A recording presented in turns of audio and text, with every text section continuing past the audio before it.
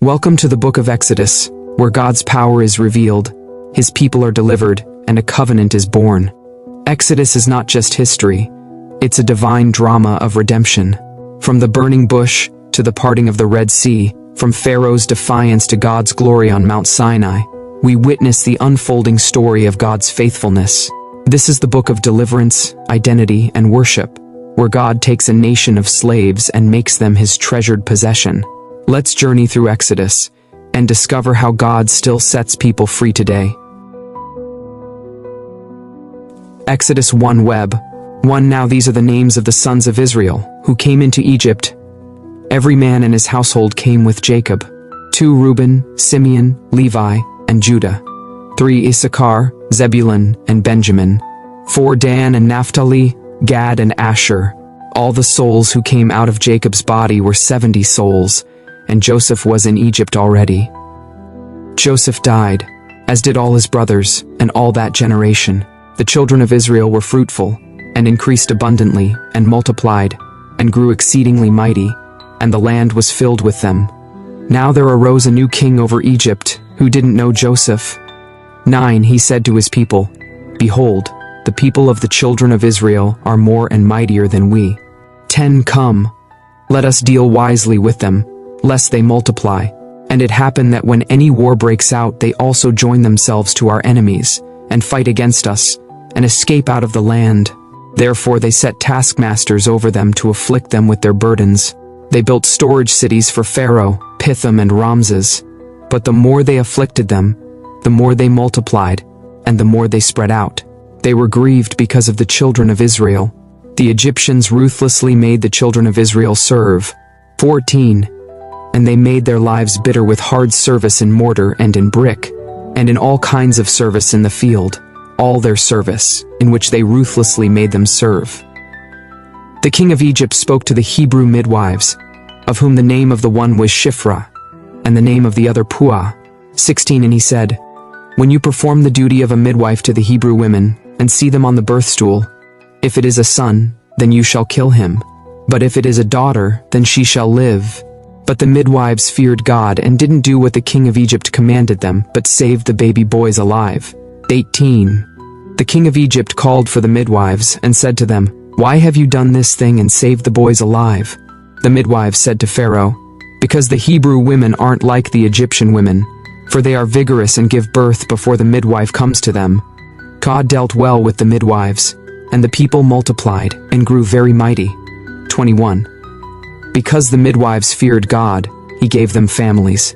22 Pharaoh commanded all his people, saying, You shall cast every son who is born into the river, and every daughter you shall save alive.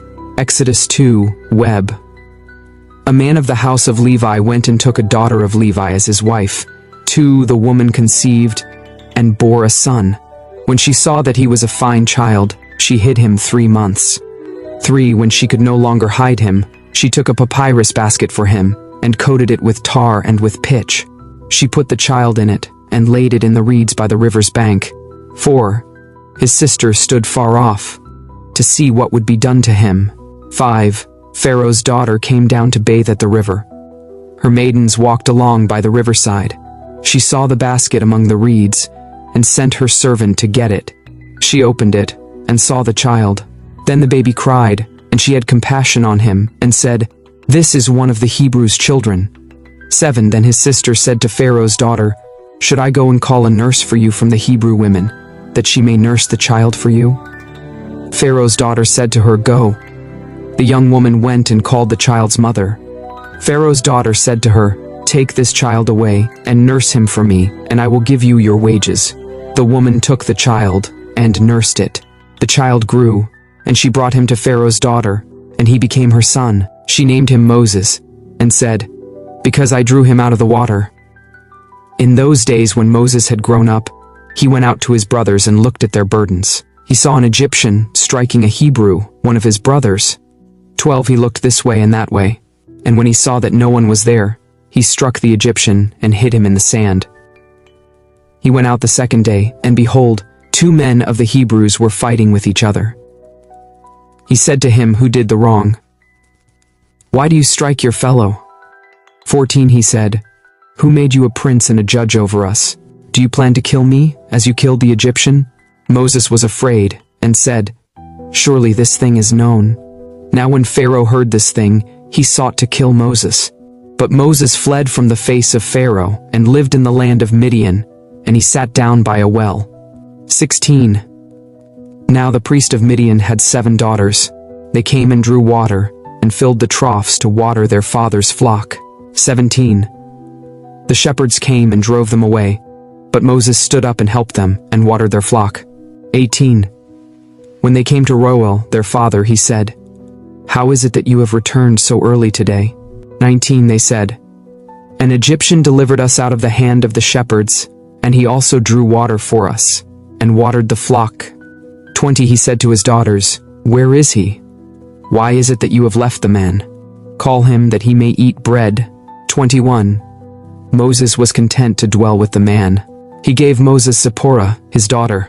22. She bore a son, and he named him Gershom, for he said, "I have lived as a foreigner in a foreign land." 23. In the course of those many days, the king of Egypt died, and the children of Israel sighed because of the bondage, and they cried, and their cry came up to God because of the bondage. 24. God heard their groaning, and God remembered his covenant with Abraham, with Isaac, and with Jacob. 25. God saw the children of Israel, and God understood.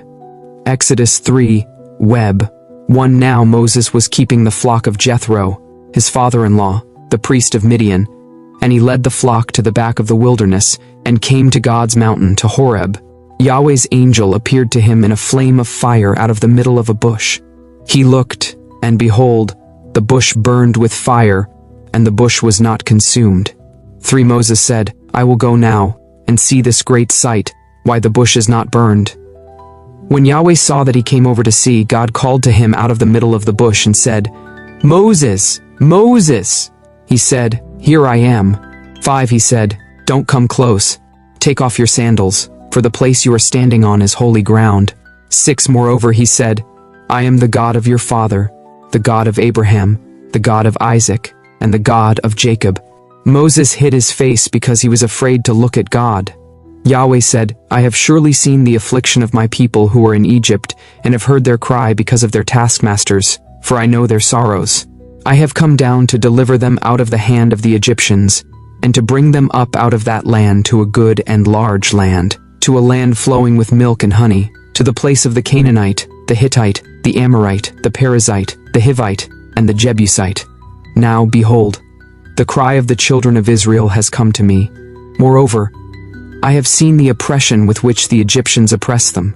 10. Come now therefore, and I will send you to Pharaoh, that you may bring my people the children of Israel out of Egypt."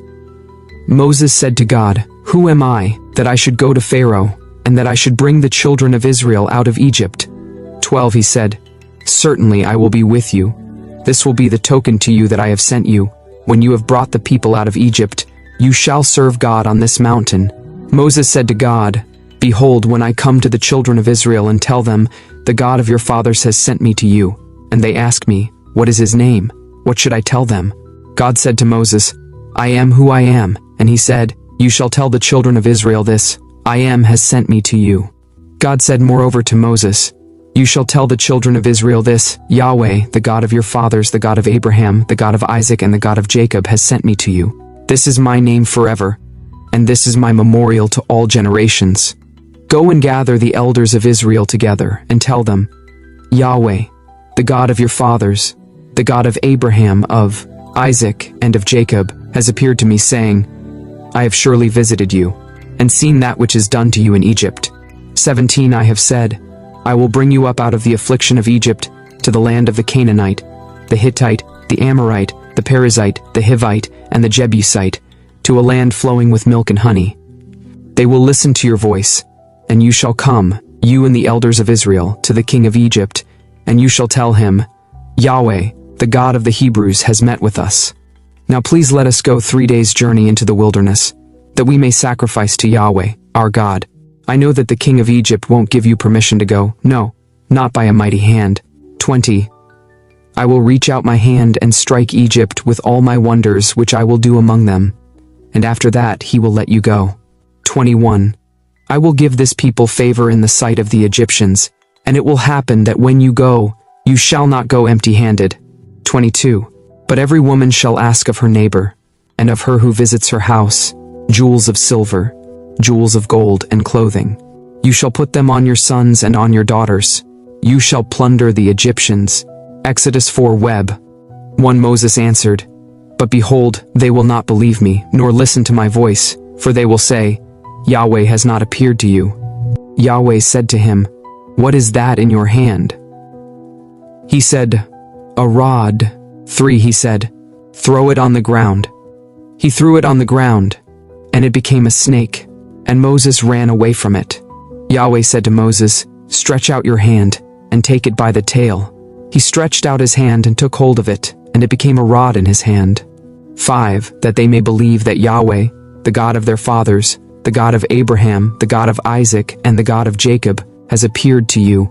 6 Yahweh said furthermore to him, Now put your hand inside your cloak. He put his hand inside his cloak, and when he took it out, behold, his hand was leprous, as white as snow. 7 He said, Put your hand inside your cloak again. He put his hand inside his cloak again, and when he took it out of his cloak, behold, it had turned again as his other flesh. It will happen, if they will not believe you or listen to the voice of the first sign, that they will believe the voice of the latter sign. It will happen, if they will not believe even these 2 signs, or listen to your voice, that you shall take of the water of the river, and pour it on the dry land. The water which you take out of the river will become blood on the dry land. 10 Moses said to Yahweh, O Lord, I am not eloquent, neither before now, nor since you have spoken to your servant, for I am slow of speech, and of a slow tongue. 11 Yahweh said to him, Who made man's mouth? Or who makes one mute, or deaf, or seeing, or blind? Isn't it I, Yahweh?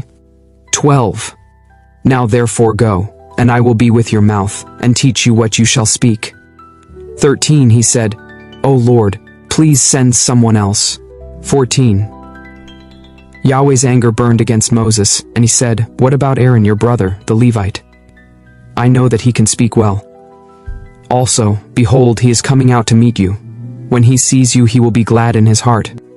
15 You shall speak to him, and put the words in his mouth. I will be with your mouth, and with his mouth, and will teach you what you shall do. 16 He will be your spokesman to the people. It will happen that he will be to you a mouth, and you will be to him as God. 17 You shall take this rod in your hand, with which you shall do the signs. 18 Moses went and returned to Jethro his father-in-law, and said to him, Please let me go and return to my brothers who are in Egypt, and see whether they are still alive. Jethro said to Moses, Go in peace. Yahweh said to Moses in Midian, Go, return into Egypt, for all the men who sought your life are dead. 20 Moses took his wife and his sons, and set them on a donkey, and he returned to the land of Egypt. Moses took God's rod in his hand. 21 Yahweh said to Moses, When you go back into Egypt, see that you do before Pharaoh all the wonders which I have put in your hand, but I will harden his heart, and he will not let the people go. You shall tell Pharaoh, Yahweh says, Israel is my son, my firstborn. 23 And I have said to you, Let my son go, that he may serve me, and you have refused to let him go. Behold, I will kill your son, your firstborn. 24 On the way at a lodging place, Yahweh met Moses and wanted to kill him. 25 Then Zipporah took a flint, and cut off the foreskin of her son, and cast it at his feet, and she said, Surely you are a bridegroom of blood to me. 26 So he let him alone. Then she said, You are a bridegroom of blood, because of the circumcision. 27 Yahweh said to Aaron, Go into the wilderness to meet Moses. He went and met him on God's mountain, and kissed him. 28 Moses told Aaron all Yahweh's words with which he had sent him, and all the signs with which he had instructed him. 29 Moses and Aaron went and gathered together all the elders of the children of Israel. Aaron spoke all the words which Yahweh had spoken to Moses, and did the signs in the sight of the people. 31 The people believed, and when they heard that Yahweh had visited the children of Israel, and that he had seen their affliction, Then they bowed their heads and worshipped. Exodus 5 Web 1 Afterward Moses and Aaron came and said to Pharaoh, "This is what Yahweh, the God of Israel, says, Let my people go, that they may hold a feast to me in the wilderness." 2 Pharaoh said, "Who is Yahweh, that I should listen to his voice to let Israel go? I don't know Yahweh, and moreover I will not let Israel go." 3 They said, "The God of the Hebrews has met with us. Please let us go 3 days' journey into the wilderness, and sacrifice to Yahweh our God, lest he fall on us with pestilence or with the sword." The king of Egypt said to them, "Why do you, Moses and Aaron, take the people from their work? Get back to your burdens." 5 Pharaoh said, "Behold, the people of the land are now many, and you make them rest from their burdens." The same day Pharaoh commanded the taskmasters of the people and their officers, saying, "You shall no longer give the people straw to make brick as before. Let them go and gather straw for themselves. The number of the bricks which they made before, you shall still require from them. You shall not diminish anything of it, for they are idle." Therefore they cry, saying, "Let us go and sacrifice to our God." 9 Let heavier work be laid on the men, that they may labor in it. Don't let them pay any attention to lying words. The taskmasters of the people went out with their officers, and they spoke to the people, saying, "This is what Pharaoh says, I will not give you straw." 11 Go yourselves, get straw where you can find it, for nothing of your work shall be diminished. 12 So the people were scattered abroad throughout all the land of Egypt to gather stubble for straw.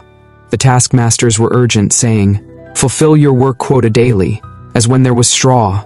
The officers of the children of Israel, whom Pharaoh's taskmasters had set over them, were beaten, and were asked, "Why haven't you fulfilled your quota both yesterday and today, in making brick as before?" 15 Then the officers of the children of Israel came and cried to Pharaoh, saying, "Why do you deal this way with your servants? No straw is given to your servants, and they tell us, 'Make brick,' and behold, your servants are beaten, but the fault is in your own people." But Pharaoh said, "You are idle. You are idle. Therefore you say, 'Let us go and sacrifice to Yahweh.'" 18 Go therefore now, and work, for no straw shall be given to you, yet you shall deliver the same number of bricks. 19 The officers of the children of Israel saw that they were in trouble when it was said, "You shall not diminish anything from your daily quota of bricks." They met Moses and Aaron, who stood along the way, as they came out from Pharaoh. 21 They said to them, "May Yahweh look at you, and judge, because you have made us a stench to be abhorred in the eyes of Pharaoh, and in the eyes of his servants, to put a sword in their hand to kill us." 22 Moses returned to Yahweh and said, "Lord, why have you brought trouble on this people? Why is it that you have sent me? For since I came to Pharaoh to speak in your name, he has brought trouble on this people. You have not rescued your people at all." Exodus 6 Web 1 Yahweh said to Moses, "Now you will see what I will do to Pharaoh, for by a strong hand he shall let them go, and by a strong hand he shall drive them out of his land." 2 God spoke to Moses and said to him, "I am Yahweh." 3 I appeared to Abraham, to Isaac, and to Jacob as God Almighty. But by my name Yahweh I was not known to them. I have also established my covenant with them, to give them the land of Canaan, the land of their travels, in which they lived as aliens. Moreover, I have heard the groaning of the children of Israel, whom the Egyptians keep in bondage, and I have remembered my covenant. Therefore tell the children of Israel, I am Yahweh, and I will bring you out from under the burdens of the Egyptians, and I will rid you out of their bondage, and I will redeem you with an outstretched arm and with great judgments. I will take you to myself for a people. I will be your God, and you shall know that I am Yahweh your God, who brings you out from under the burdens of the Egyptians. 8 I will bring you into the land which I swore to give to Abraham, to Isaac, and to Jacob, and I will give it to you for a heritage. I am Yahweh. Moses spoke so to the children of Israel, but they didn't listen to Moses for anguish of spirit and for cruel bondage. 10 Yahweh spoke to Moses, saying, Go in, speak to Pharaoh king of Egypt, that he let the children of Israel go out of his land. 12 Moses spoke before Yahweh, saying, Behold, the children of Israel haven't listened to me. How then shall Pharaoh listen to me, when I have uncircumcised lips?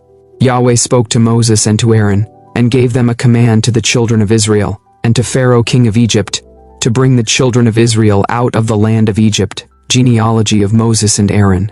These are the heads of their fathers' houses, the sons of Reuben, the firstborn of Israel: Hanoch, Palu, Hezron, and Carmi. These are the families of Reuben. 15. The sons of Simeon: Jemuel, Jamin, Ohad, Jachin, Zohar, and Shaul the son of a Canaanite woman.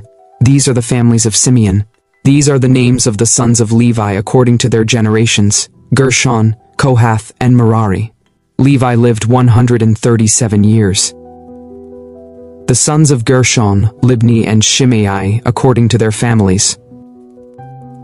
The sons of Kohath: Amram, Izhar, Hebron, and Uzziel. Kohath lived 133 years. 19. The sons of Merari: Mali and Mushi. These are the families of the Levites, according to their generations. 20. Amram took Jochebed, his father's sister, as his wife, and she bore him Aaron and Moses. Amram lived 137 years. 21.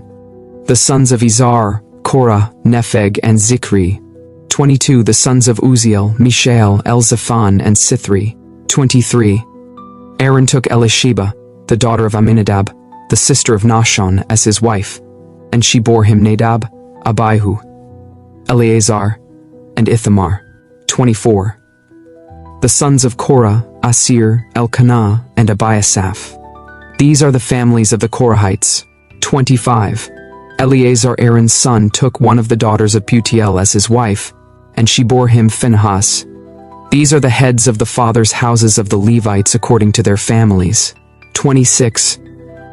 These are that Aaron and Moses, to whom Yahweh said, "Bring out the children of Israel from the land of Egypt according to their armies." 27. These are those who spoke to Pharaoh king of Egypt to bring out the children of Israel from Egypt. These are that Moses and Aaron. Moses returns to Pharaoh on the day when Yahweh spoke to Moses in the land of Egypt. 29. Yahweh said to Moses, "I am Yahweh. Tell Pharaoh king of Egypt all that I tell you." 30. Moses said, "Before Yahweh, behold, I am of uncircumcised lips, and how shall Pharaoh listen to me?" Exodus 7, Web. Yahweh said to Moses, "Behold, I have made you as God to Pharaoh, and Aaron your brother shall be your prophet. 2. You shall speak all that I command you, and Aaron your brother shall speak to Pharaoh, that he let the children of Israel go out of his land. I will harden Pharaoh's heart, and multiply my signs and my wonders in the land of Egypt. But Pharaoh will not listen to you, so I will lay my hand on Egypt, and bring out my armies, my people the children of Israel, out of the land of Egypt by great judgments. The Egyptians shall know that I am Yahweh, when I stretch out my hand on Egypt, and bring the children of Israel out from among them." 6. Moses and Aaron did so, as Yahweh commanded them, so they did. Moses was 80 years old, and Aaron 83 years old, when they spoke to Pharaoh. Aaron's staff becomes a serpent. Yahweh spoke to Moses and to Aaron, saying, "When Pharaoh speaks to you, saying, 'Perform a miracle,' then you shall tell Aaron, 'Take your rod, and cast it down before Pharaoh, and it will become a serpent.'" 10. Moses and Aaron went into Pharaoh, and they did so, as Yahweh had commanded. Aaron cast down his rod before Pharaoh and before his servants, and it became a serpent. 11. Then Pharaoh also called for the wise men and the sorcerers. They also, the magicians of Egypt, did the same thing with their enchantments. 12. For they each cast down their rods, and they became serpents, but Aaron's rod swallowed up their rods. Pharaoh's heart was hardened, and he didn't listen to them, as Yahweh had spoken. The first plague, water, turned to blood. Yahweh said to Moses, "Pharaoh's heart is stubborn. He refuses to let the people go." 15. Go to Pharaoh in the morning. Behold, he is going out to the water. You shall stand by the river's bank to meet him. Take in your hand the rod which was turned to a serpent. You shall tell him, "Yahweh, the God of the Hebrews, has sent me to you, saying, 'Let my people go, that they may serve me in the wilderness.' Behold, until now you haven't listened." 17. Yahweh says, "In this you shall know that I am Yahweh. Behold, I will strike with the rod that is in my hand on the waters which are in the river, and they shall be turned to blood. The fish that are in the river shall die, and the river shall become foul. The Egyptians shall loathe to drink water from the river. Yahweh said to Moses, "Tell Aaron, take your rod and stretch out your hand over the waters of Egypt, over their rivers, over their streams, and over their pools, and over all their ponds of water, that they may become blood. There shall be blood throughout all the land of Egypt, both in vessels of wood and in vessels of stone." 20 Moses and Aaron did so as Yahweh commanded, and he lifted up the rod, and struck the waters that were in the river in the sight of Pharaoh and in the sight of his servants, and all the waters that were in the river were turned to blood. 21. The fish that were in the river died. The river became foul. The Egyptians couldn't drink water from the river. The blood was throughout all the land of Egypt. 22. The magicians of Egypt did the same thing with their enchantments, so Pharaoh's heart was hardened, and he didn't listen to them, as Yahweh had spoken. 23. Pharaoh turned and went into his house, and he didn't even take this to heart. 24. All the Egyptians dug around the river for water to drink, for they couldn't drink the river water. 25. 7 days were fulfilled, after Yahweh had struck the river. Exodus 8. Web. Yahweh spoke to Moses, "Go into Pharaoh and tell him, 'This is what Yahweh says, let my people go, that they may serve me. If you refuse to let them go, behold, I will plague all your borders with frogs. 3. The river will swarm with frogs, which will go up and come into your house, and into your bedroom, and on your bed, and into the house of your servants, and on your people, and into your ovens, and into your kneading troughs. 4. The frogs shall come up both on you and on your people, and on all your servants.'" Yahweh said to Moses, "Tell Aaron, stretch out your hand with your rod over the rivers, over the streams, and over the pools, and cause frogs to come up on the land of Egypt." Aaron stretched out his hand over the waters of Egypt, and the frogs came up and covered the land of Egypt. The magicians did the same thing with their enchantments, and brought up frogs on the land of Egypt. 8. Then Pharaoh called for Moses and Aaron and said, "Entreat Yahweh that he take away the frogs from me and from my people, and I will let the people go, that they may sacrifice to Yahweh." 9. Moses said to Pharaoh, "I give you the honor of setting the time that I should pray for you, and for your servants, and for your people, that the frogs be destroyed from you and your houses, and remain in the river only." 10. Pharaoh said, "Tomorrow." Moses said, "Let it be according to your word, that you may know that there is no one like Yahweh our God. The frogs shall depart from you, and from your houses, and from your servants, and from your people. They shall remain in the river only." Moses and Aaron went out from Pharaoh, and Moses cried to Yahweh concerning the frogs which he had brought on Pharaoh. Yahweh did according to the word of Moses, and the frogs died out of the houses, out of the courts, and out of the fields. They gathered them together in heaps, and the land stank. But when Pharaoh saw that there was a respite, he hardened his heart and didn't listen to them, as Yahweh had spoken. The third plague, lice. Yahweh said to Moses, "Tell Aaron, stretch out your rod, and strike the dust of the earth, that it may become lice throughout all the land of Egypt." 17. They did so, and Aaron stretched out his hand with his rod, and struck the dust of the earth, and there were lice on man and on animal. All the dust of the earth became lice throughout all the land of Egypt. The magicians tried with their enchantments to produce lice, but they couldn't. There were lice on man and on animal. Then the magician said to Pharaoh, "This is God's finger." But Pharaoh's heart was hardened, and he didn't listen to them, as Yahweh had spoken. The fourth plague, flies. Yahweh said to Moses, "Rise up early in the morning, and stand before Pharaoh. Behold, he comes out to the water. Tell him, 'This is what Yahweh says, let my people go, that they may serve me.' 21 Else, if you will not let my people go, behold, I will send swarms of flies on you, and on your servants, and on your people, and into your houses. The houses of the Egyptians shall be full of swarms of flies, and also the ground they are on." 22. I will set apart in that day the land of Goshen, in which my people dwell, that no swarms of flies shall be there, to the end that you may know that I am Yahweh on the earth. 23. I will put a division between my people and your people. This sign shall happen by tomorrow. 2:4 Yahweh did so, and great swarms of flies came into the house of Pharaoh, and into his servants' houses. In all the land of Egypt, the land was corrupted by reason of the swarms of flies. 25 Pharaoh called for Moses and for Aaron and said, "Go, sacrifice to your God in the land." 26 Moses said, "It isn't appropriate to do so, For we shall sacrifice the abomination of the Egyptians to Yahweh our God. Behold, if we sacrifice the abomination of the Egyptians before their eyes, won't they stone us? 27. We will go 3 days' journey into the wilderness, and sacrifice to Yahweh our God, as he shall command us. 28. Pharaoh said, I will let you go, that you may sacrifice to Yahweh your God in the wilderness, only you shall not go very far away. Pray for me. 29. Moses said, Behold, I am going out from you. I will pray to Yahweh that the swarms of flies may depart from Pharaoh, from his servants, and from his people tomorrow. Only don't let Pharaoh deal deceitfully any more in not letting the people go to sacrifice to Yahweh. Moses went out from Pharaoh and prayed to Yahweh. 31. Yahweh did according to the word of Moses, and he removed the swarms of flies from Pharaoh, from his servants, and from his people. There remained not one. 32. Pharaoh hardened his heart this time also, and he didn't let the people go. Exodus 9, Web. Then Yahweh said to Moses, Go into Pharaoh and tell him, This is what Yahweh, the God of the Hebrews, says, Let my people go that they may serve me. 2. For if you refuse to let them go, and hold them still. 3. Behold, Yahweh's hand is on your livestock which are in the field, on the horses, on the donkeys, on the camels, on the herds and on the flocks with a very grievous pestilence. Yahweh will make a distinction between the livestock of Israel and the livestock of Egypt, and nothing shall die of all that belongs to the children of Israel. 5. Yahweh appointed a set time, saying, Tomorrow Yahweh shall do this thing in the land. 6. Yahweh did that thing on the next day, and all the livestock of Egypt died, but of the livestock of the children of Israel, not one died.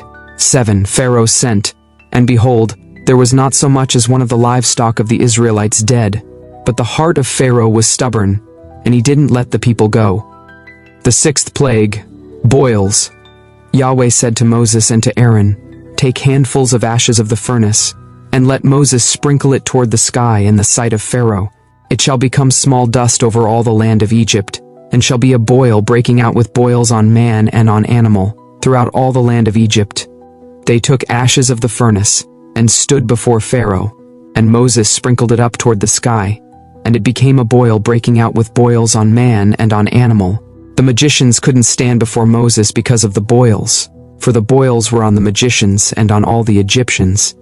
Yahweh hardened the heart of Pharaoh, and he didn't listen to them, as Yahweh had spoken to Moses. The 7th plague, hail. Yahweh said to Moses, Rise up early in the morning, and stand before Pharaoh, and tell him, This is what Yahweh, the God of the Hebrews, says, Let my people go, that they may serve me. For this time I will send all my plagues against your heart, and against your servants, and against your people, that you may know that there is no one like me in all the earth. For now I would have stretched out my hand, and struck you and your people with pestilence, and you would have been cut off from the earth. But indeed for this cause I have made you stand, to show you my power, and that my name may be declared throughout all the earth. 17. Because you still exalt yourself against my people, that you won't let them go. 18. Behold, tomorrow about this time I will cause it to rain a very grievous hail, such as has not been in Egypt since the day it was founded even until now. 19. Now therefore command that all of your livestock and all that you have in the field be brought into shelter. The hail will come down on every man and animal that is found in the field and isn't brought home, and they will die. Those who feared Yahweh's word among the servants of Pharaoh made their servants and their livestock flee into the houses. 21. Whoever didn't respect Yahweh's word left his servants and his livestock in the field. 22. Yahweh said to Moses, Stretch out your hand toward the sky, that there may be hail in all the land of Egypt, on man and on animal, and on every herb of the field, throughout the land of Egypt. 23. Moses stretched out his rod toward the heavens, and Yahweh sent thunder, hail, and lightning flash down to the earth. Yahweh rained hail on the land of Egypt. 24. So there was very severe hail, and lightning mixed with the hail, such as had not been in all the land of Egypt since it became a nation. 25. The hail struck throughout all the land of Egypt all that was in the field, both man and animal, and the hail struck every herb of the field, and broke every tree of the field. 26. Only in the land of Goshen, where the children of Israel were, there was no hail. 27. Pharaoh sent and called for Moses and Aaron, and said to them, I have sinned this time. Yahweh is righteous, and I and my people are wicked. 28. Pray to Yahweh, for there has been enough of mighty thunderings and hail. I will let you go, and you shall stay no longer. 29. Moses said to him, As soon as I have gone out of the city, I will spread out my hands to Yahweh. The thunders shall cease, and there will not be any more hail, that you may know that the earth is Yahweh's. But as for you and your servants, I know that you don't yet fear Yahweh God. The flax and the barley were struck, for the barley had ripened, and the flax was blooming. 32. But the wheat and the spelt were not struck, for they had not grown up. 33. Moses went out of the city from Pharaoh, and spread out his hands to Yahweh. The thunders and hail ceased, and the rain was not poured on the earth. 34. When Pharaoh saw that the rain and the hail and the thunders had ceased, he sinned yet more, and hardened his heart, he and his servants. The heart of Pharaoh was hardened, and he didn't let the children of Israel go, just as Yahweh had spoken through Moses. Exodus 10, Web. 1. Yahweh said to Moses, Go into Pharaoh, for I have hardened his heart and the heart of his servants, that I may show these my signs among them.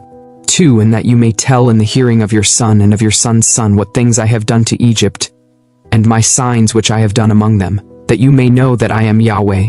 3. Moses and Aaron went into Pharaoh and said to him, This is what Yahweh, the God of the Hebrews, says, How long will you refuse to humble yourself before me? Let my people go, that they may serve me.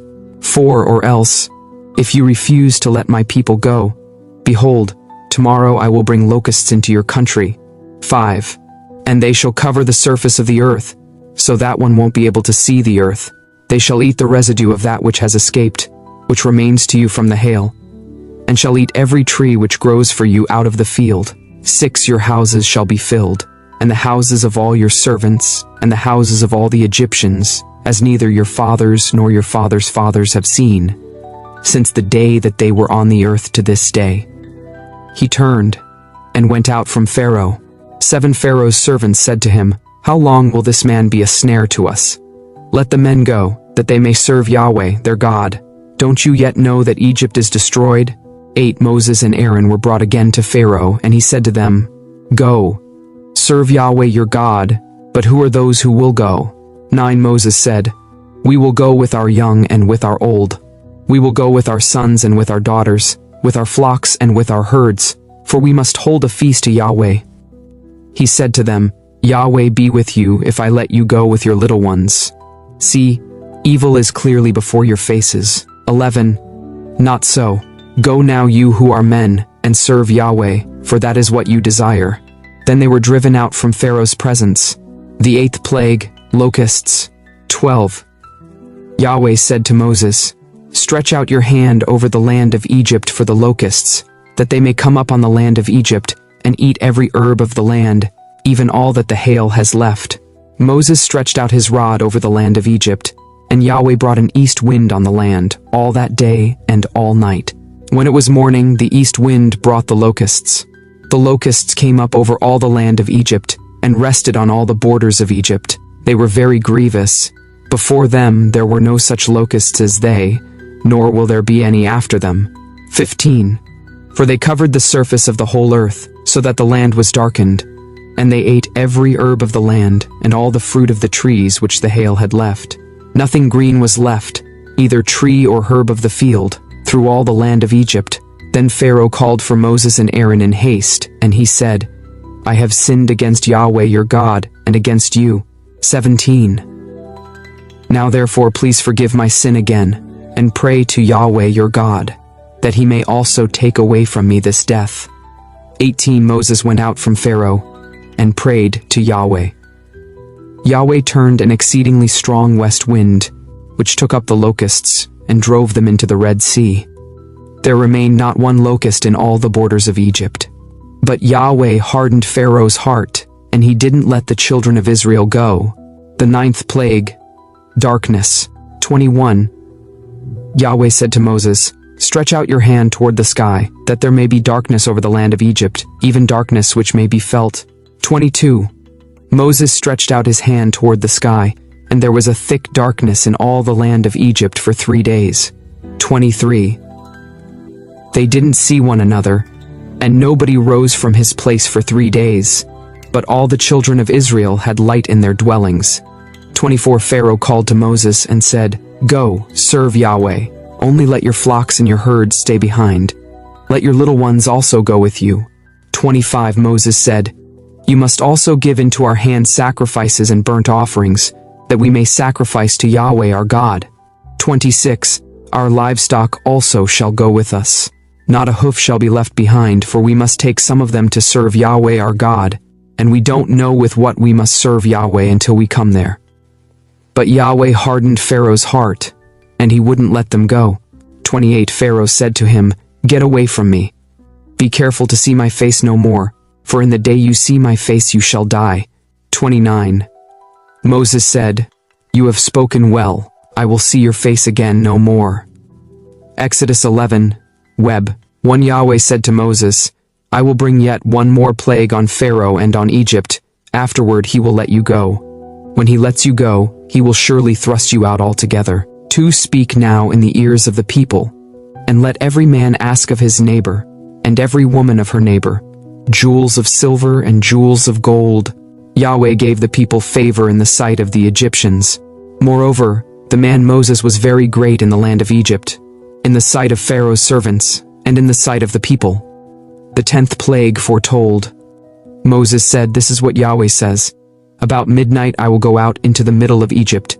5 And all the firstborn in the land of Egypt shall die, from the firstborn of Pharaoh who sits on his throne, even to the firstborn of the female servant who is behind the mill, and all the firstborn of livestock. There shall be a great cry throughout all the land of Egypt, such as there has not been, nor shall be any more. But against any of the children of Israel, a dog won't even bark or move its tongue, against man or animal, that you may know that Yahweh makes a distinction between the Egyptians and Israel. 8 All these servants of yours will come down to me, and bow down themselves to me, saying, 'Get out, with all the people who follow you, and after that I will go out.'" He went out from Pharaoh in hot anger. Yahweh said to Moses, "Pharaoh won't listen to you, that my wonders may be multiplied in the land of Egypt." 10 Moses and Aaron did all these wonders before Pharaoh.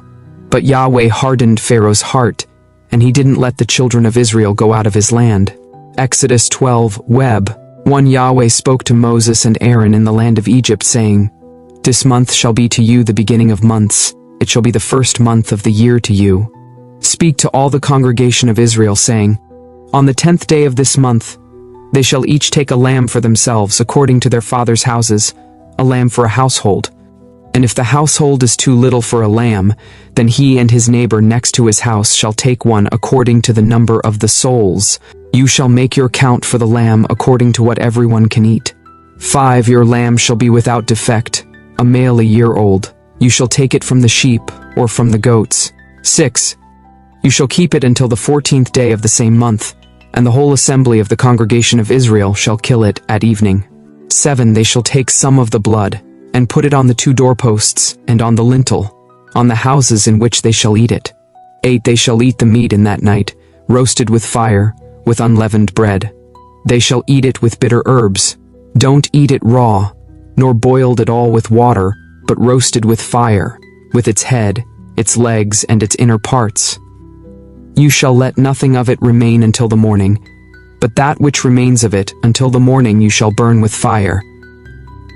This is how you shall eat it, with your belt on your waist, your sandals on your feet, and your staff in your hand, and you shall eat it in haste.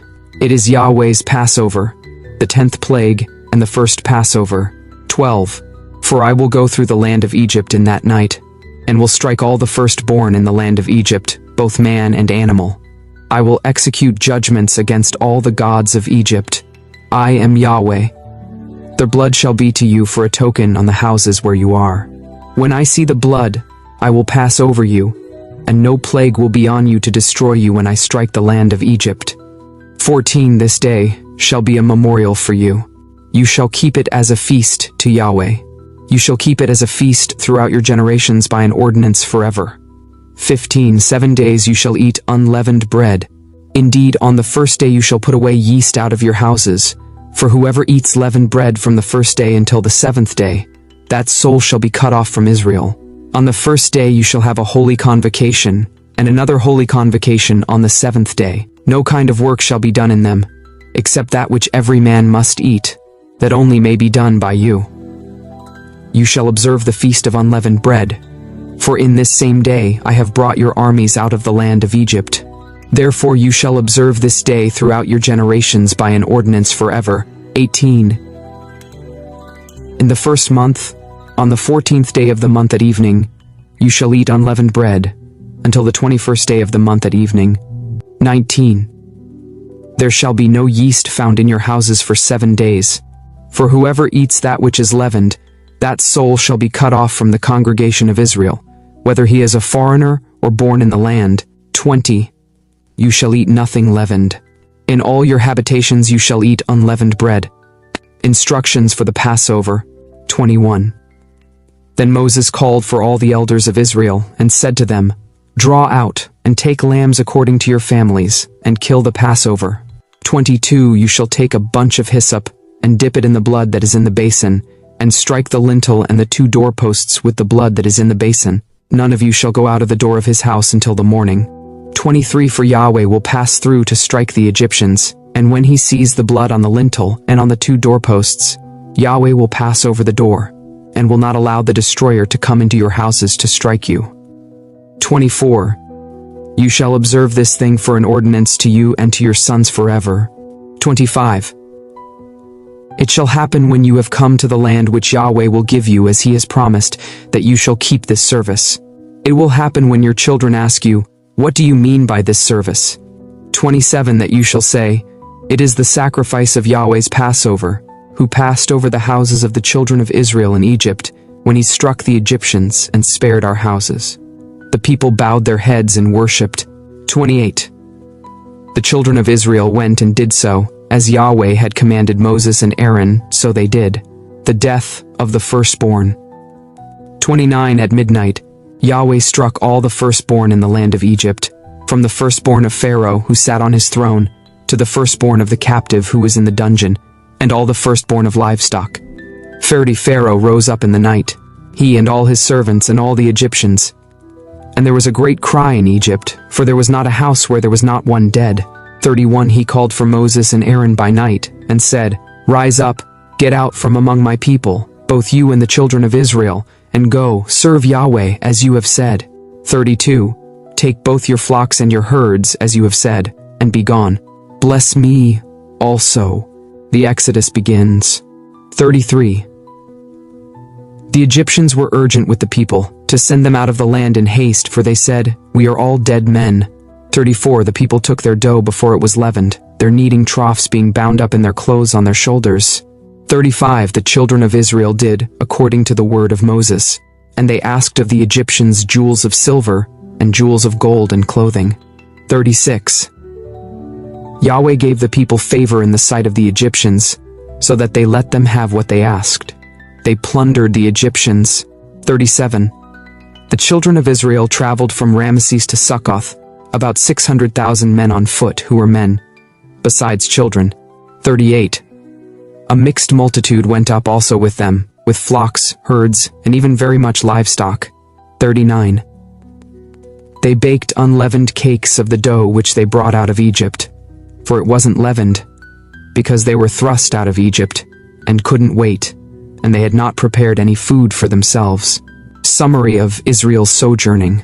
Now the time that the children of Israel lived in Egypt was 430 years. At the end of 430 years, to the day, all of Yahweh's armies went out from the land of Egypt. It is a night to be much observed to Yahweh for bringing them out from the land of Egypt. This is that night of Yahweh, to be much observed by all the children of Israel throughout their generations. Passover instructions continued. Yahweh said to Moses and Aaron, This is the ordinance of the Passover. No foreigner shall eat of it. 44. But every man's servant who is bought for money, when you have circumcised him, then he shall eat of it. 45. A foreigner and a hired servant shall not eat of it. 46. It must be eaten in one house. You shall not carry any of the meat outside of the house. Do not break any of its bones. 47. All the congregation of Israel shall keep it. 48. When a stranger lives as a foreigner with you and wants to keep the Passover to Yahweh, let all his males be circumcised, and then let him come near and keep it. He shall be as one who is born in the land, but no uncircumcised person shall eat of it. 49. One law shall be to him who is born at home, and to the stranger who lives as a foreigner among you. 50. All the children of Israel did so. As Yahweh commanded Moses and Aaron, so they did. That same day, Yahweh brought the children of Israel out of the land of Egypt by their armies. Exodus 13. Web 1. Yahweh spoke to Moses, saying, 2. Sanctify to me all the firstborn, whatever opens the womb among the children of Israel, both of man and of animal. It is mine. 3. Moses said to the people, remember this day, in which you came out of Egypt, out of the house of bondage, for by strength of hand Yahweh brought you out from this place. No leavened bread shall be eaten. Today you go out in the month Abib.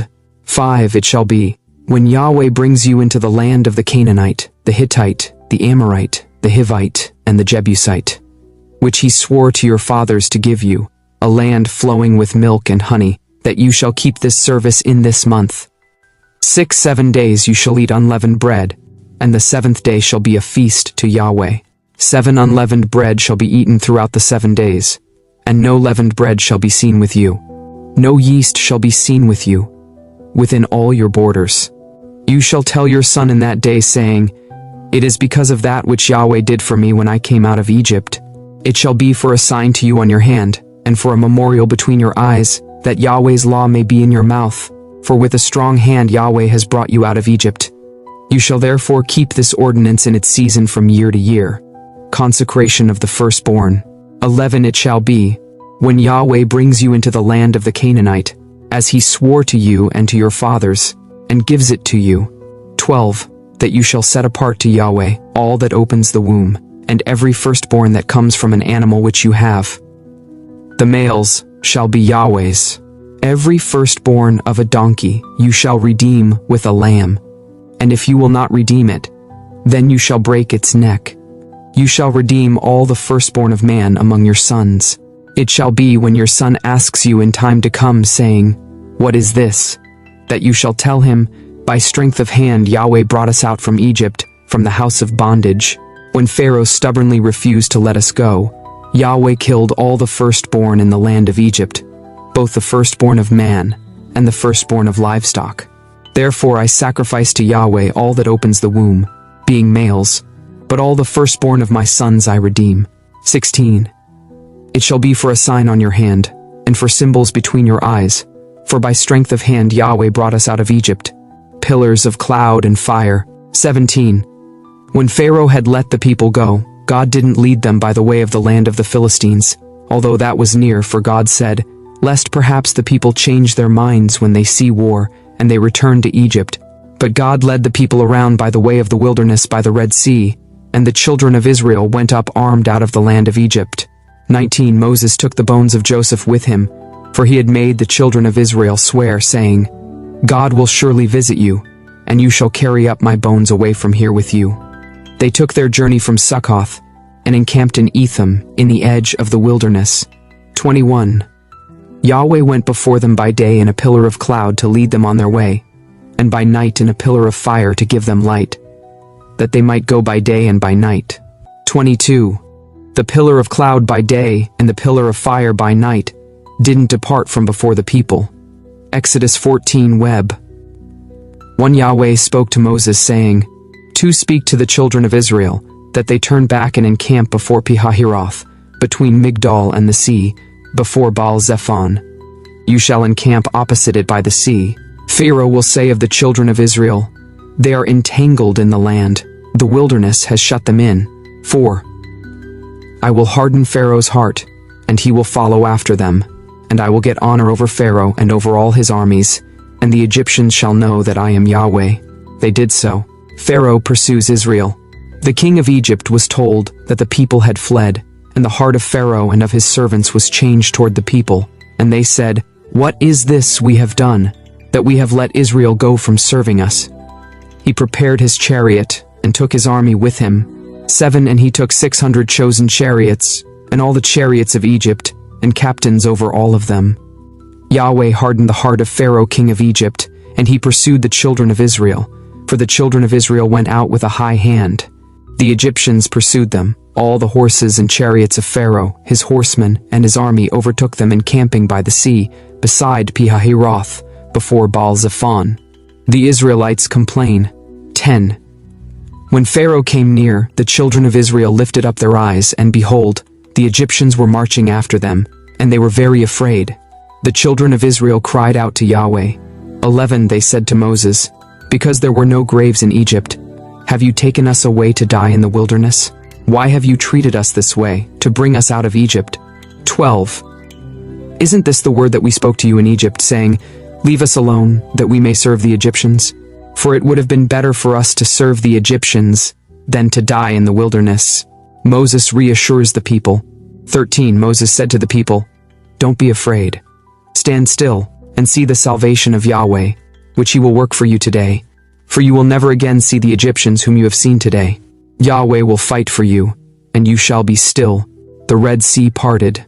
Yahweh said to Moses, "Why do you cry to me? Speak to the children of Israel, that they go forward." 16. Lift up your rod, and stretch out your hand over the sea and divide it. Then the children of Israel shall go into the middle of the sea on dry ground. Behold, I myself will harden the hearts of the Egyptians, and they will go in after them. I will get myself honor over Pharaoh, and over all his armies, over his chariots, and over his horsemen. The Egyptians shall know that I am Yahweh when I have gotten myself honor over Pharaoh, over his chariots, and over his horsemen.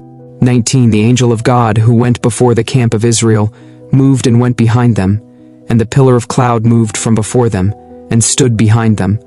It came between the camp of Egypt and the camp of Israel, and there was the cloud and the darkness, yet it gave light by night. One didn't come near the other all night. The Israelites crossed the sea. 21. Moses stretched out his hand over the sea, and Yahweh caused the sea to go back by a strong east wind all night, and made the sea dry land, and the waters were divided. The children of Israel went into the middle of the sea on the dry ground, and the waters were a wall to them on their right hand and on their left. 23. The Egyptians pursued, and went in after them into the middle of the sea, all of Pharaoh's horses, his chariots, and his horsemen. 24. In the morning watch Yahweh looked out on the Egyptian army through the pillar of fire and of cloud, and confused the Egyptian army. 25. He took off their chariot wheels, and they drove them heavily, so that the Egyptians said, "Let's flee from the face of Israel, for Yahweh fights for them against the Egyptians."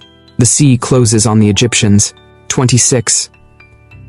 Yahweh said to Moses, "Stretch out your hand over the sea, that the waters may come again on the Egyptians, on their chariots, and on their horsemen." 27. Moses stretched out his hand over the sea, and the sea returned to its strength when the morning appeared, and the Egyptians fled against it. Yahweh overthrew the Egyptians in the middle of the sea. 2008. The waters returned, and covered the chariots and the horsemen, even all Pharaoh's army that went in after them into the sea. There remained not so much as one of them. 29. But the children of Israel walked on dry land in the middle of the sea, and the waters were a wall to them on their right hand and on their left. Thus Yahweh saved Israel that day out of the hand of the Egyptians, and Israel saw the Egyptians dead on the seashore. 31. Israel saw the great work which Yahweh did to the Egyptians, and the people feared Yahweh, and they believed in Yahweh and in his servant Moses. Exodus 15 Web 1. Then Moses and the children of Israel sang this song to Yahweh and said, "I will sing to Yahweh, for he has triumphed gloriously. He has thrown the horse and his rider into the sea. 2. Yah is my strength and song. He has become my salvation. This is my God, and I will praise him. My father's God, and I will exalt him. Yahweh is a man of war. Yahweh is his name. He has cast Pharaoh's chariots and his army into the sea. His chosen captains are sunk in the Red Sea. 5. The deeps cover them. They went down into the depths like a stone. 6. Your right hand, Yahweh, is glorious in power. Your right hand, Yahweh, dashes the enemy in pieces. In the greatness of your excellency, you overthrow those who rise up against you. You send out your wrath. It consumes them as stubble. 8. With the blast of your nostrils, the waters were piled up. The floods stood upright as a heap. The deeps were congealed in the heart of the sea. The enemy said, I will pursue, I will overtake, I will divide the plunder. My desire will be satisfied on them. I will draw my sword. My hand will destroy them. 10 You blew with your wind. The sea covered them. They sank like lead in the mighty waters. 11 Who is like you, Yahweh, among the gods? Who is like you, glorious in holiness, fearful in praises, doing wonders? 12 You stretched out your right hand. The earth swallowed them. You, in your loving kindness, have led the people that you have redeemed. You have guided them in your strength to your holy habitation. 14 The peoples have heard. They tremble.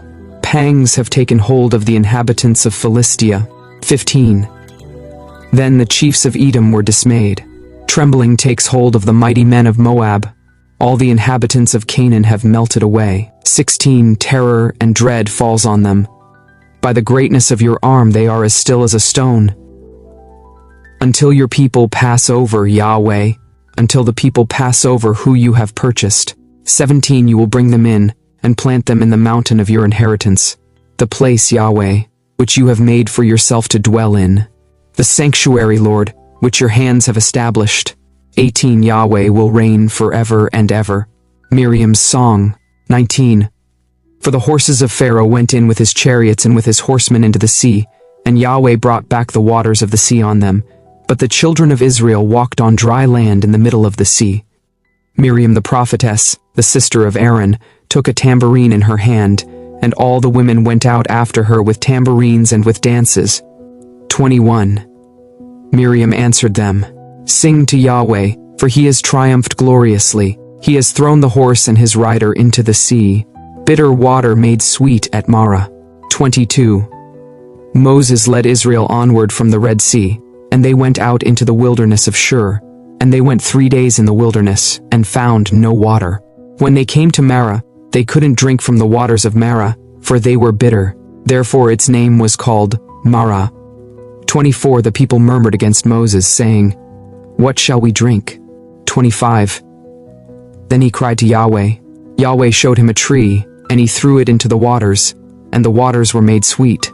There he made a statute and an ordinance for them, and there he tested them. 26 He said, If you will diligently listen to Yahweh your God's voice, and will do that which is right in his eyes, and will pay attention to his commandments, and keep all his statutes, I will put none of the diseases on you which I have put on the Egyptians, for I am Yahweh who heals you.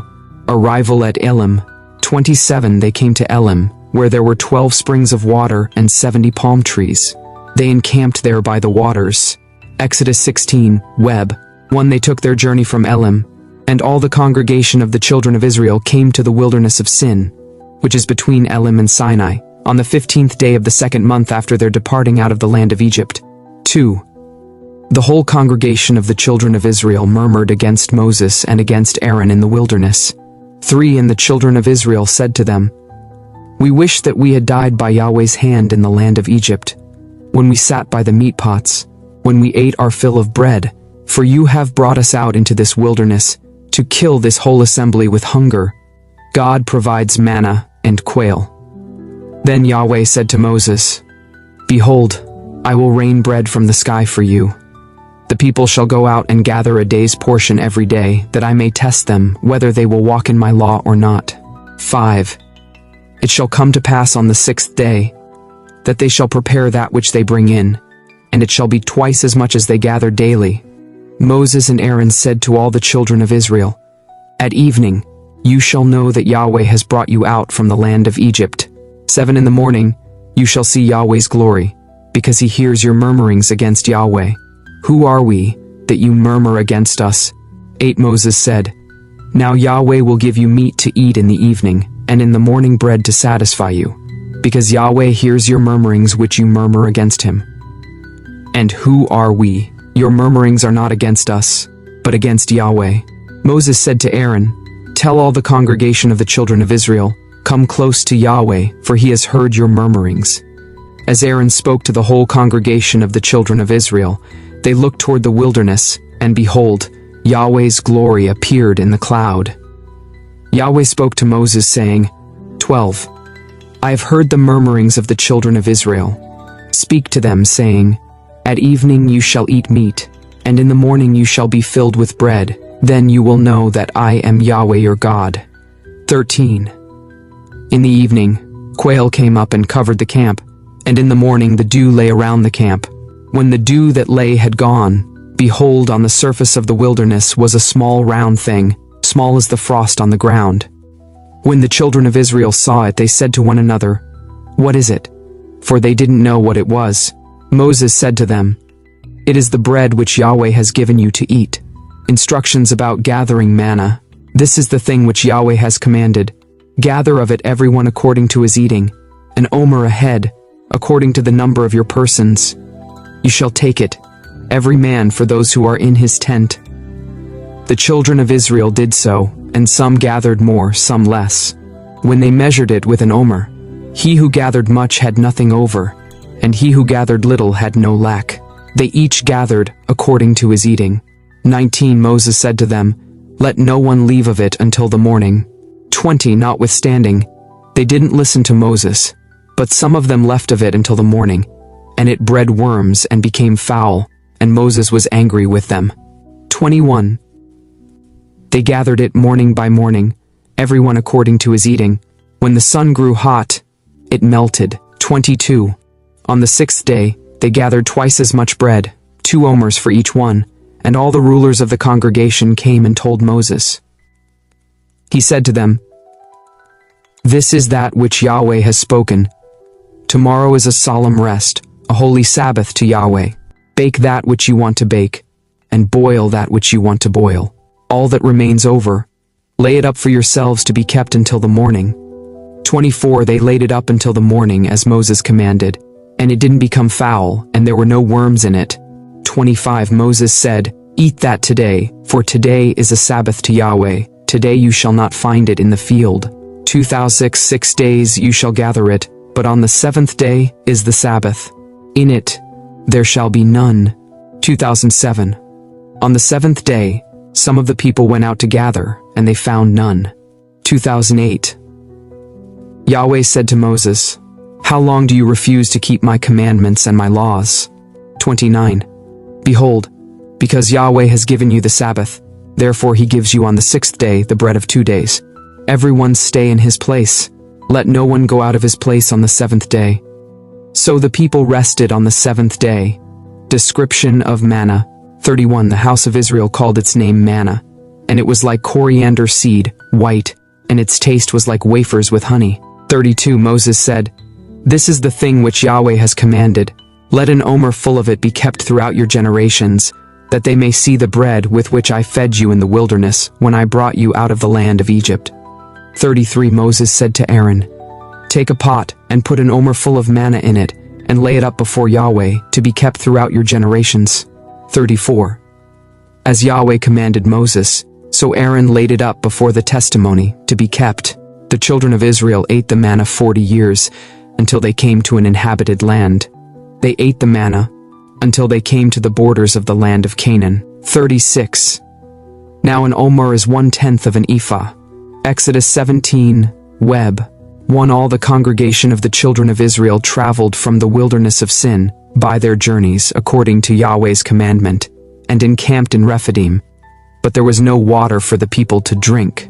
2. Therefore the people quarreled with Moses and said, Give us water to drink. Moses said to them, Why do you quarrel with me? Why do you test Yahweh? 3. The people were thirsty for water there, and the people murmured against Moses and said, Why have you brought us up out of Egypt to kill us, our children, and our livestock with thirst? 4. Moses cried to Yahweh, saying, What shall I do with these people?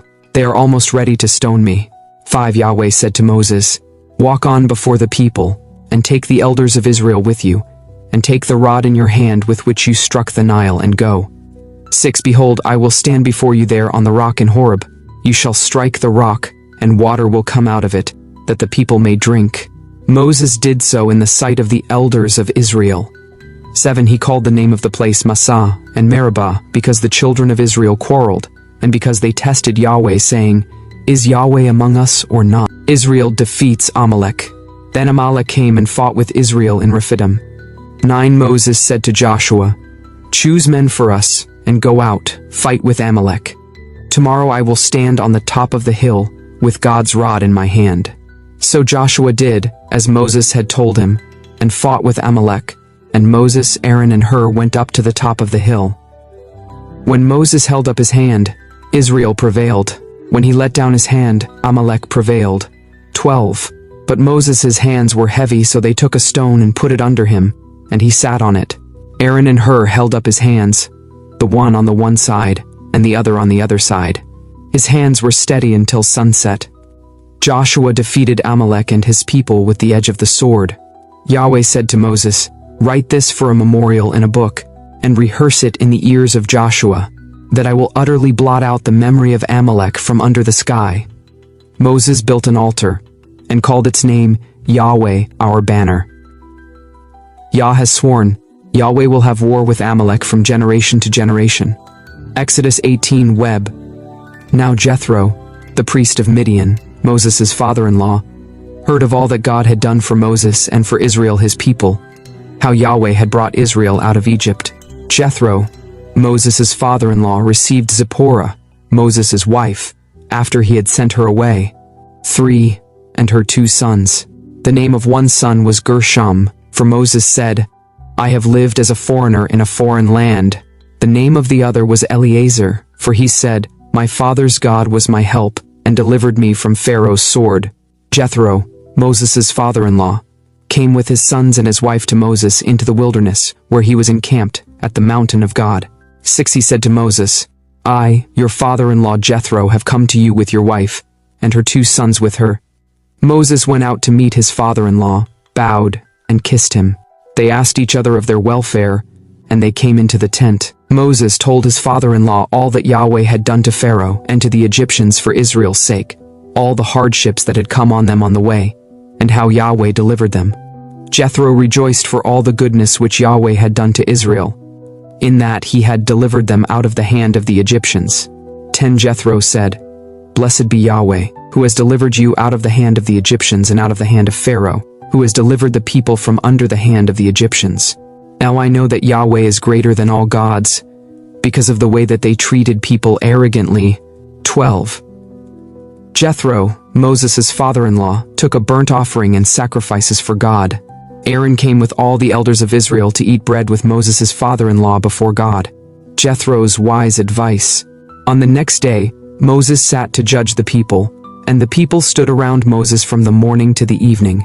14. When Moses' father-in-law saw all that he did to the people, he said, "What is this thing that you are doing for the people? Why do you sit alone and all the people stand around you from morning to evening?" Moses said to his father-in-law, "Because the people come to me to inquire of God. When they have a matter, they come to me, and I judge between a man and his neighbor, and I make them know the statutes of God and his laws." 17. Moses' father-in-law said to him, "The thing that you do is not good." 18. You will surely wear yourself out, both you and these people who are with you, for the thing is too heavy for you. You are not able to perform it yourself alone. 19. Now listen to me. I will give you counsel, and God be with you. You represent the people before God, and bring the causes to God. 20. You shall teach them the statutes and the laws, and shall show them the way in which they must walk and the work that they must do. 21. Moreover, you shall provide out of all the people able men, such as fear God, men of truth, hating unjust gain, and place them over them to be rulers of thousands, rulers of hundreds, rulers of 50s, and rulers of 10s. 22. Let them judge the people at all times. It shall be that every great matter they shall bring to you, but every small matter they shall judge themselves. So shall it be easier for you, and they shall share the load with you. 23. If you will do this thing and God commands you so, then you will be able to endure. And all these people also will go to their place in peace. So Moses listened to the voice of his father-in-law and did all that he had said. 25. Moses chose able men out of all Israel and made them heads over the people, rulers of thousands, rulers of hundreds, rulers of 50s, and rulers of 10s. 26. They judged the people at all times. They brought the hard cases to Moses, but every small matter they judged themselves. 27. Moses let his father-in-law depart, and he went his way into his own land. Exodus 19 Web 1. In the 3rd month after the children of Israel had gone out of the land of Egypt, on that same day they came into the wilderness of Sinai. When they had departed from Rephidim and had come to the wilderness of Sinai, they encamped in the wilderness, and there Israel encamped before the mountain. 3. Moses went up to God, and Yahweh called to him out of the mountain, saying, This is what you shall tell the house of Jacob, and tell the children of Israel. You have seen what I did to the Egyptians, and how I bore you on eagle's wings and brought you to myself. 5. Now therefore, if you will indeed obey my voice and keep my covenant, then you shall be my own possession from among all peoples, for all the earth is mine. 6. And you shall be to me a kingdom of priests and a holy nation. These are the words which you shall speak to the children of Israel. 7. Moses came and called for the elders of the people, and set before them all these words which Yahweh commanded him. 8. All the people answered together and said, All that Yahweh has spoken we will do. Moses reported the words of the people to Yahweh. Yahweh said to Moses, Behold, I come to you in a thick cloud, that the people may hear when I speak with you, and may also believe you forever. Moses told the words of the people to Yahweh. The Lord prepares Israel for his presence. 10. Yahweh said to Moses, Go to the people, and sanctify them today and tomorrow, and let them wash their garments. 11. And be ready for the 3rd day, for on the 3rd day Yahweh will come down in the sight of all the people on Mount Sinai. 12. You shall set bounds to the people all around, saying, Be careful that you don't go up onto the mountain or touch its border. Whoever touches the mountain shall be surely put to death. No hand shall touch him, but he shall surely be stoned or shot through. Whether it is animal or man, he shall not live. When the trumpet sounds long, they shall come up to the mountain. Moses went down from the mountain to the people, and sanctified the people, and they washed their clothes. 15. He said to the people, Be ready by the 3rd day. Don't have sexual relations with a woman. The Lord descends on Mount Sinai. 16. On the 3rd day, when it was morning, there were thunders and lightnings and a thick cloud on the mountain, and the sound of an exceedingly loud trumpet, and all the people who were in the camp trembled. 17. Moses led the people out of the camp to meet God, and they stood at the lower part of the mountain. 18. Mount Sinai, all it smoked, because Yahweh descended on it in fire. Its smoke ascended like the smoke of a furnace, and the whole mountain quaked greatly. When the sound of the trumpet grew louder and louder, Moses spoke, and God answered him by a voice. Yahweh came down on Mount Sinai to the top of the mountain. Yahweh called Moses to the top of the mountain, and Moses went up. 21. Yahweh said to Moses, Go down, warn the people, lest they break through to Yahweh to gaze, and many of them perish. 22. Let the priests also, who come near to Yahweh, sanctify themselves, lest Yahweh break out on them. 23. Moses said to Yahweh, The people can't come up to Mount Sinai, for you warned us, saying, Set bounds around the mountain and sanctify it. 24. Yahweh said to him, Go down. You shall bring Aaron up with you, but don't let the priests and the people break through to come up to Yahweh, lest he break out against them. 25. So Moses went down to the people and told them. Exodus 20 Web 1. God spoke all these words, saying, 2. I am Yahweh your God, who brought you out of the land of Egypt, out of the house of bondage. 3. You shall have no other gods before me. 4. You shall not make for yourselves an idol, nor any image of anything that is in the heavens above, or that is in the earth beneath, or that is in the water under the earth. 5. You shall not bow yourself down to them, nor serve them, for I, Yahweh your God, am a jealous God, visiting the iniquity of the fathers on the children, on the 3rd, and on the 4th generation of those who hate me. 6. And showing loving kindness to thousands of those who love me and keep my commandments. You shall not misuse the name of Yahweh your God, for Yahweh will not hold him guiltless who misuses his name. Remember the Sabbath day, to keep it holy. 9. You shall labor 6 days and do all your work. 10. But the 7th day is a Sabbath to Yahweh your God.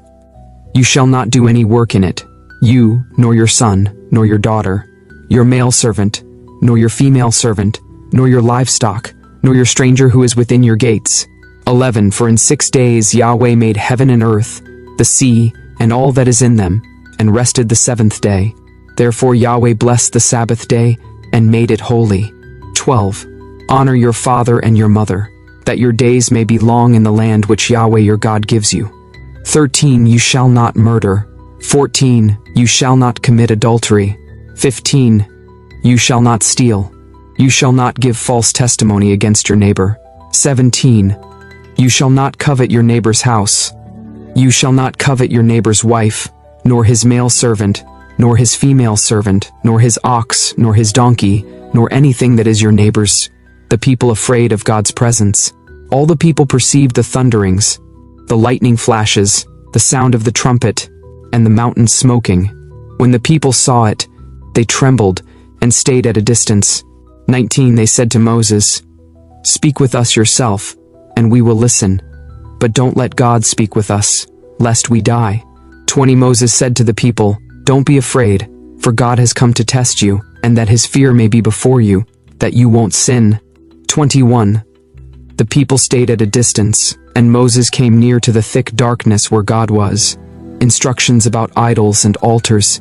Yahweh said to Moses, "This is what you shall tell the children of Israel. You yourselves have seen that I have talked with you from heaven."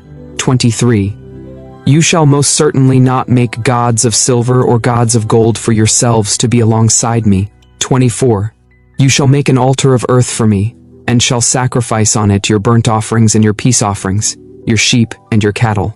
In every place where I record my name I will come to you, and I will bless you. 25 If you make me an altar of stone, you shall not build it of cut stones, for if you lift up your tool on it you have polluted it. 26 You shall not go up by steps to my altar, that your nakedness may not be exposed to it. Exodus 21 Web 1 Now these are the ordinances which you shall set before them. Laws about servants. If you buy a Hebrew servant, he shall serve 6 years, and in the 7th he shall go out free without paying anything. 3 If he comes in by himself, he shall go out by himself. If he is married, then his wife shall go out with him. If his master gives him a wife and she bears him sons or daughters, the wife and her children shall be her master's, and he shall go out by himself. But if the servant plainly says, "I love my master, my wife, and my children, I will not go out free." 6 Then his master shall bring him to God, and shall bring him to the door or to the doorpost, and his master shall bore his ear through with an awl, and he shall serve him forever. If a man sells his daughter to be a female servant, she shall not go out as the male servants do. If she doesn't please her master, who has married her to himself, then he shall let her be redeemed. He shall have no right to sell her to a foreign people, since he has dealt deceitfully with her. If he marries her to his son, he shall deal with her as a daughter. If he takes another wife to himself, he shall not diminish her food, her clothing, and her marital rights. If he doesn't do these 3 things for her, she may go free without paying any money. Laws about personal injury.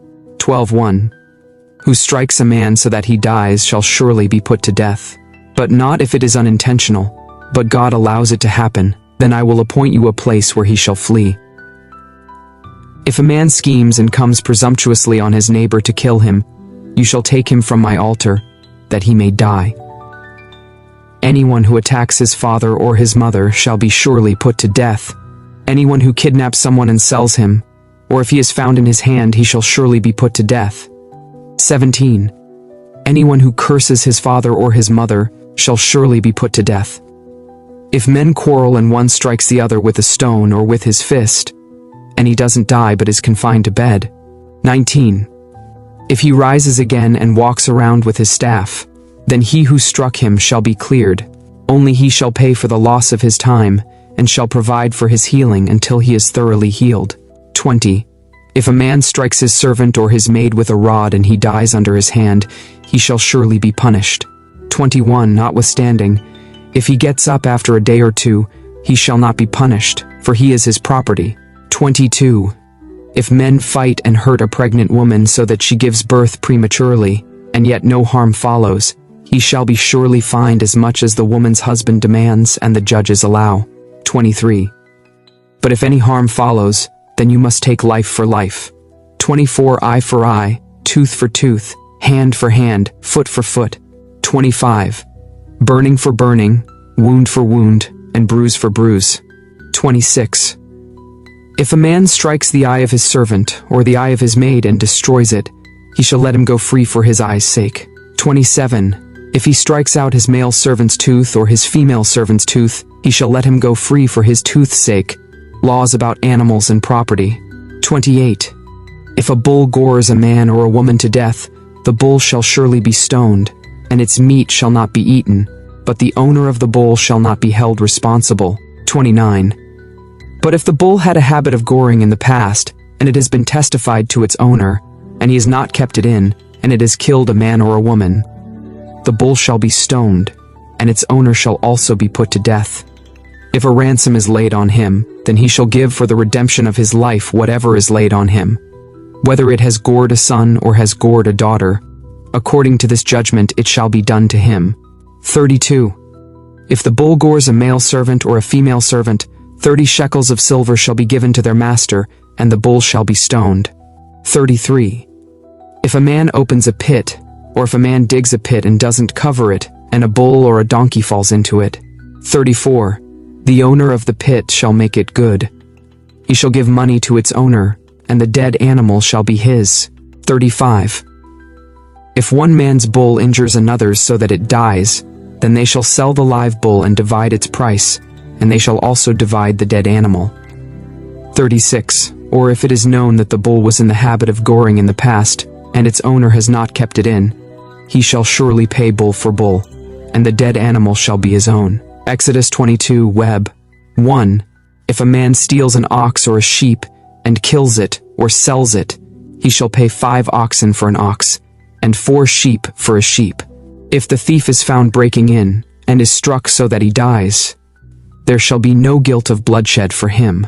3 If the sun has risen on him, he is guilty of bloodshed. He shall make restitution.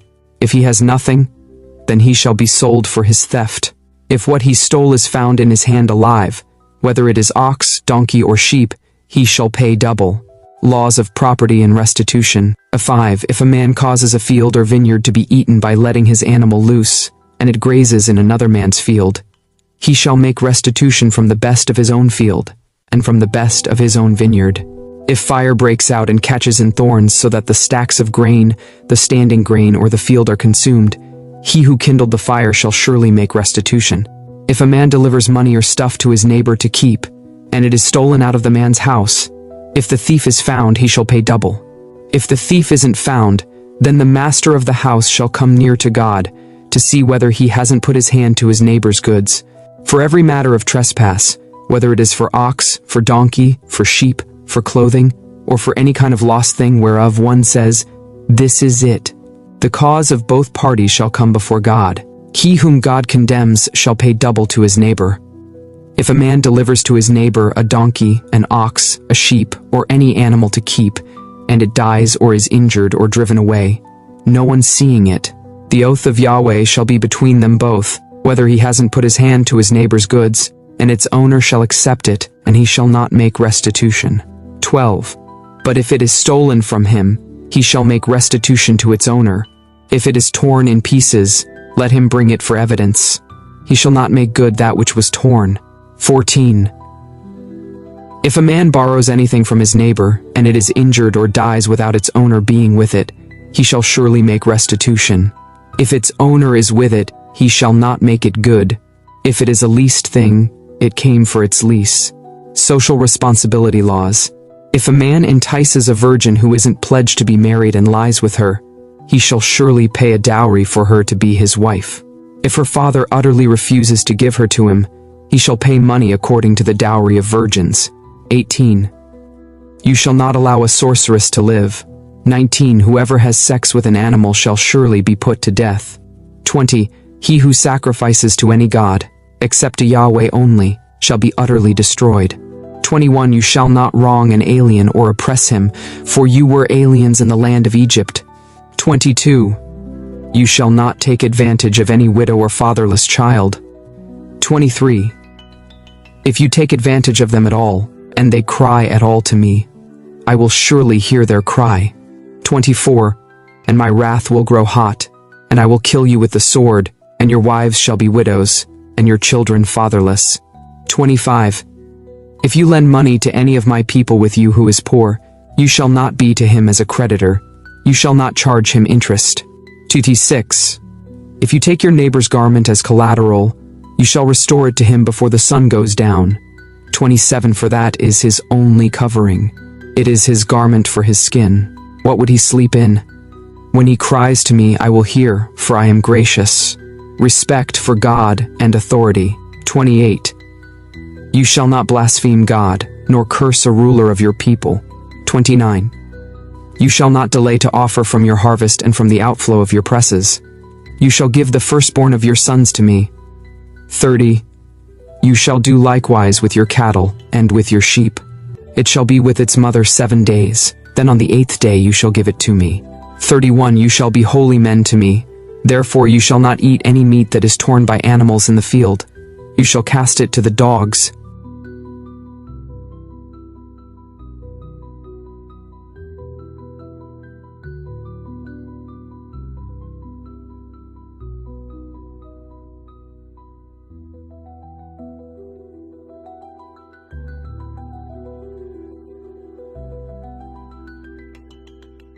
Exodus 23, Web. 1. You shall not spread a false report. Don't join your hand with the wicked to be a malicious witness. 2. You shall not follow a crowd to do evil. You shall not testify in a dispute so as to turn aside after a crowd to pervert justice. 3. You shall not favor a poor man in his cause, justice and compassion. If you meet your enemy's ox or his donkey going astray, you shall surely bring it back to him again. If you see the donkey of one who hates you fallen down under his burden, don't leave him. You shall surely help him with it. 6. You shall not deny justice to your poor people in their lawsuits. Keep far from a false charge, and don't kill the innocent and righteous, for I will not justify the wicked. You shall take no bribe, for a bribe blinds those who have sight and perverts the words of the righteous. 9. You shall not oppress an alien, for you know the heart of an alien, since you were aliens in the land of Egypt. Sabbath laws. 10. For 6 years you shall sow your land, and shall gather in its increase. 11. But the 7th year you shall let it rest and lie fallow, that the poor of your people may eat, and what they leave, the animal of the field shall eat. You shall do likewise with your vineyard, and with your olive grove. 12. 6 days you shall do your work, and on the 7th day you shall rest, that your ox and your donkey may have rest, and the son of your servant and the alien may be refreshed. Respect for God's name. Be careful to do all things that I have said to you, and don't invoke the name of other gods or even let them be heard out of your mouth. 3 annual festivals. 14. You shall observe a feast to me 3 times a year. 15. You shall observe the feast of unleavened bread. 7 days you shall eat unleavened bread, as I commanded you, at the time appointed in the month, Abib, for in it you came out of Egypt, and no one shall appear before me empty. 16. And the feast of harvest, the first fruits of your labors, which you sow in the field, and the feast of harvest at the end of the year, when you gather in your labors out of the field. 17. 3 times in the year all your males shall appear before the Lord Yahweh. 18. You shall not offer the blood of my sacrifice with leavened bread. The fat of my feast shall not remain all night until the morning. 19. You shall bring the first of the first fruits of your ground into the house of Yahweh your God. You shall not boil a young goat in its mother's milk. God's angel to lead Israel. Behold, I send an angel before you, to keep you by the way, and to bring you into the place which I have prepared. 21. Pay attention to him, and listen to his voice. Don't provoke him, for he will not pardon your disobedience, for my name is in him. 22. But if you indeed listen to his voice, and do all that I speak, then I will be an enemy to your enemies, and an adversary to your adversaries. 23. For my angel shall go before you, and bring you into the Amorite, the Hittite, the Perizzite, the Canaanite, the Hivite, and the Jebusite, and I will cut them off. 24. You shall not bow down to their gods, nor serve them, nor follow their practices. but you shall utterly overthrow them and demolish their pillars. 25. You shall serve Yahweh your God, and he will bless your bread and your water, and I will take sickness away from among you. 26. No one will miscarry or be barren in your land. I will fulfill the number of your days. 27.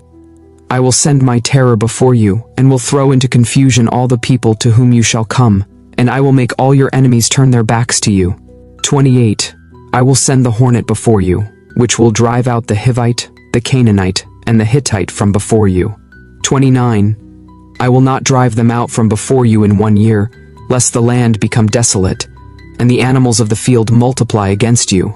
30. Little by little I will drive them out from before you, until you have increased and inherit the land. 31. I will set your border from the Red Sea even to the Sea of the Philistines, and from the wilderness to the river, for I will deliver the inhabitants of the land into your hand, and you shall drive them out before you. 32. You shall make no covenant with them, nor with their gods. 33. They shall not dwell in your land, lest they make you sin against me. For if you serve their gods, it will surely be a snare to you. Exodus 24. Web 1. He said to Moses, Come up to Yahweh, you and Aaron, Nadab, and Abihu, and 70 of the elders of Israel, and worship from a distance. 2. Moses alone shall come near to Yahweh, but they shall not come near. The people shall not go up with him. The covenant confirmed. 3. Moses came and told the people all Yahweh's words and all the ordinances, and all the people answered with one voice and said, All the words which Yahweh has spoken will we do. Moses wrote all Yahweh's words, then rose up early in the morning and built an altar at the base of the mountain, with 12 pillars for the 12 tribes of Israel. 5. He sent young men of the children of Israel, who offered burnt offerings and sacrificed peace offerings of cattle to Yahweh. Moses took half of the blood and put it in basins, and half of the blood he sprinkled on the altar. 7. He took the book of the covenant and read it within the hearing of the people, and they said, All that Yahweh has spoken will we do, and be obedient. Moses took the blood and sprinkled it on the people and said, Look, this is the blood of the covenant, which Yahweh has made with you concerning all these words. Moses on the mountain with God. Then Moses, Aaron, Nadab, Abihu, and 70% of the elders of Israel went up. 10. They saw the God of Israel. Under his feet was like a paved work of sapphire stone, like the skies for clearness. He didn't lay his hand on the nobles of the children of Israel. They saw God, and ate and drank. 12. Yahweh said to Moses, Come up to me on the mountain and stay here, and I will give you the stone tablets with the law and the commands that I have written, that you may teach them. Moses rose up with Joshua, his servant, and Moses went up onto God's mountain. 14. He said to the elders, Wait here for us, until we come again to you. Behold, Aaron and Hur are with you. Whoever is involved in a dispute can go to them. Moses went up on the mountain, and the cloud covered the mountain. Yahweh's glory settled on Mount Sinai, and the cloud covered it 6 days. The 7th day he called to Moses out of the middle of the cloud. The appearance of Yahweh's glory was like devouring fire on the top of the mountain in the eyes of the children of Israel. 18. Moses entered into the middle of the cloud, and went up on the mountain, and Moses was on the mountain 40 days and 40 nights. Exodus 25. Web 1. Yahweh spoke to Moses, saying, 2. Speak to the children of Israel, that they take an offering for me. From everyone whose heart makes him willing you shall take my offering.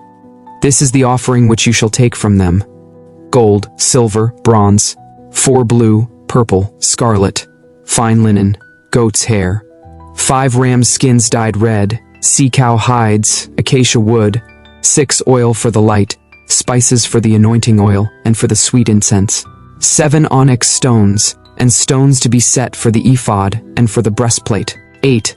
Let them make me a sanctuary, that I may dwell among them, according to all that I show you, the pattern of the tabernacle and the pattern of all its furniture, even so you shall make it. The ark of the covenant. 10. They shall make an ark of acacia wood, 2.5 cubits long, 1.5 cubits wide, and 1.5 cubits high. 11. You shall overlay it with pure gold. Inside and outside you shall overlay it, and you shall make a gold molding around it. 12. You shall cast 4 rings of gold for it, and put them in its 4 feet.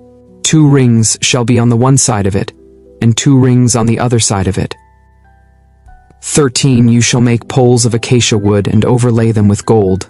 14. You shall put the poles into the rings on the sides of the ark to carry the ark. 15. The poles shall be in the rings of the ark. They shall not be taken from it. 16. You shall put the covenant which I shall give you into the ark. 17. You shall make a mercy seat of pure gold. 2.5 cubits shall be its length, and 1.5 cubits its width. 18. You shall make 2 cherubim of hammered gold. You shall make them at the 2 ends of the mercy seat. 19. Make 1 cherub at the one end, and 1 cherub at the other end. You shall make the cherubim on its 2 ends of one piece with the mercy seat. The cherubim shall spread out their wings upward, covering the mercy seat with their wings, with their faces toward one another. The faces of the cherubim shall be toward the mercy seat. 21. You shall put the mercy seat on top of the ark, and in the ark you shall put the covenant that I will give you. 22. There I will meet with you, and I will tell you from above the mercy seat, from between the 2 cherubim which are on the ark of the covenant, all that I command you for the children of Israel, the table for the bread of the presence. 23. You shall make a table of acacia wood. 2 cubits shall be its length, 1 cubit its width, and 1.5 cubits its height. 24. You shall overlay it with pure gold, and make a gold molding around it. 25. You shall make a rim of a hand width around it. You shall make a golden molding on its rim around it. 26. You shall make 4 rings of gold for it, and put the rings in the 4 corners that are on its 4 feet. 27.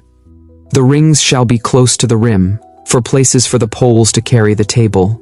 2008. You shall make the poles of acacia wood, and overlay them with gold, that the table may be carried with them. 29. You shall make its dishes, its spoons, its ladles, and its bowls with which to pour out offerings. You shall make them of pure gold. You shall set bread of the presence on the table before me always. The golden lampstand. 31. You shall make a lampstand of pure gold. The lampstand shall be made of hammered work. Its base, its shaft, its cups, its buds, and its flowers shall be of one piece with it. 32. There shall be 6 branches going out of its sides. 3 branches of the lampstand out of its one side, and 3 branches of the lampstand out of its other side. 33. 3 cups, made like almond blossoms in one branch, a bud and a flower, and 3 cups made like almond blossoms in the other branch, a bud and a flower. So for the 6 branches going out of the lampstand. 34. In the lampstand there shall be 4 cups made like almond blossoms, its buds and its flowers. 35. And a bud under 2 branches of one piece, and a bud under 2 branches of another piece, and a bud under 2 branches of another piece, for the 6 branches going out of the lampstand. 36. Their buds and their branches shall be of one piece with it, all of it one beaten work of pure gold. 37. You shall make its lamps. 7. And they shall light its lamps to give light to the space in front of it. 38. Its snuffers and its snuff dishes shall be of pure gold. 39. It shall be made of a talent of pure gold, with all these accessories. See that you make them after their pattern, which has been shown to you on the mountain. Exodus 26. Web. Instructions for the tabernacle. 1. Moreover, you shall make the tabernacle with 10 curtains of fine twined linen, and blue, purple, and scarlet. You shall make them with cherubim, the work of a skillful workman. The length of each curtain shall be 28 cubits, and the width of each curtain 4 cubits. All the curtains shall have one measure. 5 curtains shall be coupled together to one another, and the other 5 curtains shall be coupled to one another. 4. You shall make loops of blue on the edge of the one curtain from the edge in the coupling, and you shall do likewise on the edge of the curtain that is outermost in the second coupling. 5. You shall make 50 loops in the one curtain, and you shall make 50 loops in the edge of the curtain that is in the second coupling. The loops shall be opposite to one another. 6. You shall make 50 clasps of gold, and couple the curtains to one another with the clasps. The tabernacle shall be a unit. 7. You shall make curtains of goat's hair for a covering over the tabernacle. You shall make 11 curtains. The length of each curtain shall be 30 cubits, and the width of each curtain 4 cubits. The 11 curtains shall have one measure. 9. You shall couple 5 curtains by themselves, and 6 curtains by themselves, and shall double over the 6th curtain in the forefront of the tent. 10. You shall make 50 loops on the edge of the one curtain that is outermost in the coupling, and 50 loops on the edge of the curtain which is coupled to it. You shall make 50 clasps of bronze, and put the clasps into the loops, and couple the tent together, that it may be one. The overhanging part that remains of the curtains of the tent, the half curtain that remains, shall hang over the back of the tabernacle. 13. The cubit on the one side, and the cubit on the other side of that which remains in the length of the curtains of the tent, shall hang over the sides of the tabernacle on this side and on that side, to cover it. You shall make a covering for the tent of ram skins dyed red, and a covering of sea cow hides above, the frames, sockets, and bars. You shall make the boards for the tabernacle of acacia wood, standing upright. 16. 10 cubits shall be the length of a board, and 1.5 cubits the width of each board. 17. There shall be 2 tenons in each board, joined to one another. You shall make all the boards of the tabernacle this way. 18. You shall make 20 boards for the tabernacle, for the south side southward. 19. You shall make 40 sockets of silver under the 20 boards, 2 sockets under one board for its 2 tenons, and 2 sockets under another board for its 2 tenons. 20. For the second side of the tabernacle, on the north side, 20 boards, 21 and their 40 sockets of silver, 2 sockets under one board, and 2 sockets under another board. 22. For the far part of the tabernacle westward you shall make 6 boards. 23. You shall make 2 boards for the corners of the tabernacle in the far part. 24. They shall be double beneath, and in the same way they shall be entire to its top to one ring. Thus shall it be for them both. They shall be for the 2 corners. 25. There shall be 8 boards, and their sockets of silver, 16 sockets, 2 sockets under one board, and 2 sockets under another board. 26. You shall make bars of acacia wood, 5 for the boards of the one side of the tabernacle, 27 and 5 bars for the boards of the other side of the tabernacle, and 5 bars for the boards of the side of the tabernacle, for the far part westward. 28. The middle bar in the middle of the boards shall pass through from end to end. 29. You shall overlay the boards with gold, and make their rings of gold for places for the bars. You shall overlay the bars with gold. You shall set up the tabernacle according to the way that it was shown to you on the mountain, the veil and entrance curtain. 31. You shall make a veil of blue, purple, scarlet, and fine twined linen with cherubim. It shall be the work of a skillful workman. 32. You shall hang it on 4 pillars of acacia, overlaid with gold. Their hooks shall be of gold, on 4 sockets of silver. 33. You shall hang up the veil under the clasps, and shall bring the ark of the covenant in there within the veil. The veil shall separate the holy place from the most holy for you. 34. You shall put the mercy seat on the ark of the covenant in the most holy place. 35. You shall set the table outside the veil, and the lamp stand opposite the table on the side of the tabernacle toward the south. You shall put the table on the north side. 36. You shall make a screen for the door of the tent of blue, purple, scarlet, and fine twined linen, the work of the embroiderer. 37. You shall make for the screen 5 pillars of acacia, and overlay them with gold. Their hooks shall be of gold. You shall cast 5 sockets of bronze for them. Exodus 27. Web. Instructions for the altar, the courtyard, and the oil. The bronze altar. 1. You shall make the altar of acacia wood, 5 cubits long, and 5 cubits wide. The altar shall be square. Its height shall be 3 cubits. 2. You shall make its horns on its 4 corners. Its horns shall be of one piece with it, and you shall overlay it with bronze. 3. You shall make its pots to take away its ashes, its shovels, its basins, its meat hooks, and its fire pans. You shall make all its vessels of bronze. 4. You shall make a grating for it of a network of bronze, and on the net you shall make 4 bronze rings in its 4 corners. You shall put it under the ledge around the altar beneath, that the net may reach halfway up the altar. 6. You shall make poles for the altar, poles of acacia wood, and overlay them with bronze. 7. Its poles shall be put into the rings, and the poles shall be on the 2 sides of the altar when carrying it. 8. You shall make it hollow with planks. They shall make it as it has been shown you on the mountain. The courtyard of the tabernacle. 9. You shall make the court of the tabernacle.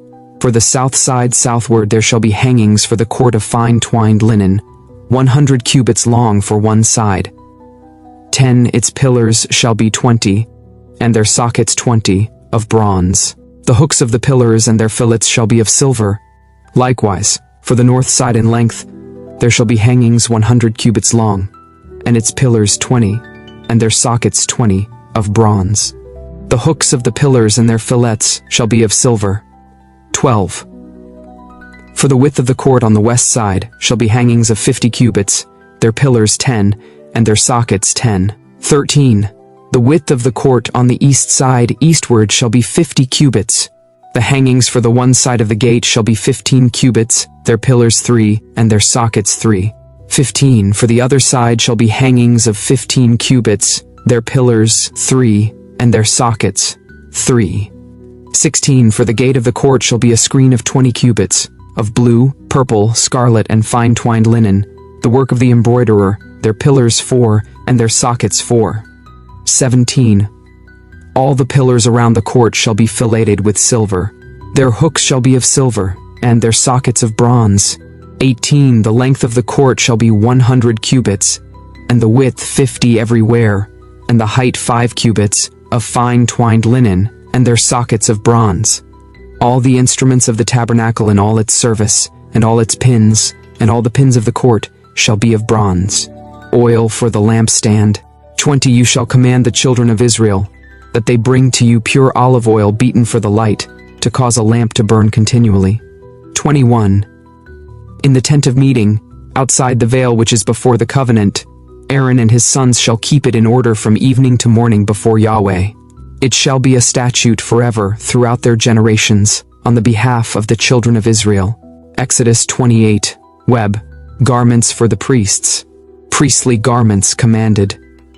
1. Bring Aaron your brother, and his sons with him, near to you from among the children of Israel, that he may minister to me in the priest's office, even Aaron, Nadab, and Abihu, Eleazar, and Ithamar, Aaron's sons.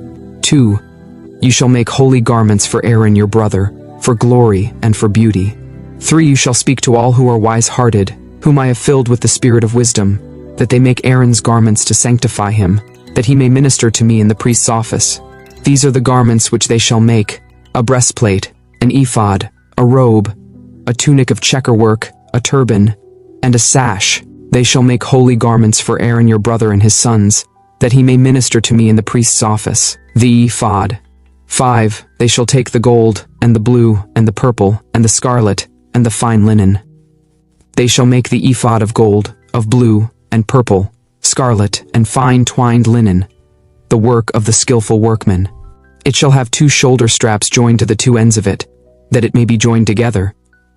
The skillfully woven band which is on it, that is on him, shall be like its work, and of the same piece of gold, of blue, and purple, and scarlet, and fine twined linen. 9. You shall take 2 onyx stones, and engrave on them the names of the children of Israel, 6 of their names on the one stone, and the 6 remaining names on the other stone, in the order of their birth. 11. With the work of an engraver in stone, like the engravings of a signet, you shall engrave the 2 stones, according to the names of the children of Israel. You shall make them to be enclosed in settings of gold. 12. You shall put the 2 stones on the shoulder straps of the ephod, to be stones of memorial for the children of Israel. Aaron shall bear their names before Yahweh on his 2 shoulders for a memorial. 13. You shall make settings of gold. 14. And 2 chains of pure gold. You shall make them like cords of braided work. You shall put the braided chains on the settings, the breastplate of judgment. 15. You shall make a breastplate of judgment, the work of the skillful workman. Like the work of the ephod you shall make it, of gold, of blue, and purple, and scarlet, and fine twined linen, you shall make it. It shall be square and folded double. A span shall be its length, and a span its width. 17. You shall set in it settings of stones, 4 rows of stones. A row of ruby, topaz, and beryl shall be the first row. 18. In the second row a turquoise, a sapphire, and an emerald.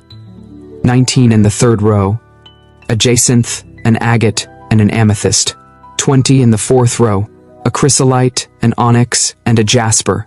They shall be enclosed in gold in their settings. 21. The stones shall be according to the names of the children of Israel, 12 according to their names, like the engravings of a signet, every one according to his name. They shall be for the 12 tribes. 22. You shall make on the breastplate chains like cords, of braided work of pure gold. 23. You shall make on the breastplate 2 rings of gold, and shall put the 2 rings on the 2 ends of the breastplate. 24. You shall put the 2 braided chains of gold in the 2 rings at the ends of the breastplate. 25. The other 2 ends of the 2 braided chains you shall put on the 2 settings, and put them on the shoulder straps of the ephod in its forepart. 26. You shall make 2 rings of gold, and you shall put them on the 2 ends of the breastplate, on its edge, which is toward the side of the ephod inward. 27. You shall make 2 rings of gold, and shall put them on the 2 shoulder straps of the ephod underneath, in its forepart, close by its coupling, above the skillfully woven band of the ephod. 28. They shall bind the breastplate by its rings to the rings of the ephod with a lace of blue, that it may be on the skillfully woven band of the ephod, and that the breastplate may not swing out from the ephod. 29. Aaron shall bear the names of the children of Israel in the breastplate of judgment on his heart, when he goes into the holy place, for a memorial before Yahweh continually. You shall put in the breastplate of judgment the Urim and the Thummim, and they shall be on Aaron's heart when he goes in before Yahweh. Aaron shall bear the judgment of the children of Israel on his heart before Yahweh continually, the robe, turban, and linen tunics. 31. You shall make the robe of the ephod olive blue. 32. It shall have a hole for the head in the middle of it. It shall have a binding of woven work around its hole, as it were the hole of a coat of mail, that it not be torn. 33. On its hem you shall make pomegranates of blue, and purple, and scarlet, around its hem, and bells of gold between them around it. 34. A golden bell and a pomegranate, a golden bell and a pomegranate around the hem of the robe. 35. It shall be on Aaron to minister. Its sound shall be heard when he goes into the holy place before Yahweh, and when he comes out that he not die. The plate for the holy crown. 36. You shall make a plate of pure gold, and engrave on it, like the engravings of a signet, holy to Yahweh. 37. You shall put it on a lace of blue, and it shall be on the turban. It shall be on the front of the turban.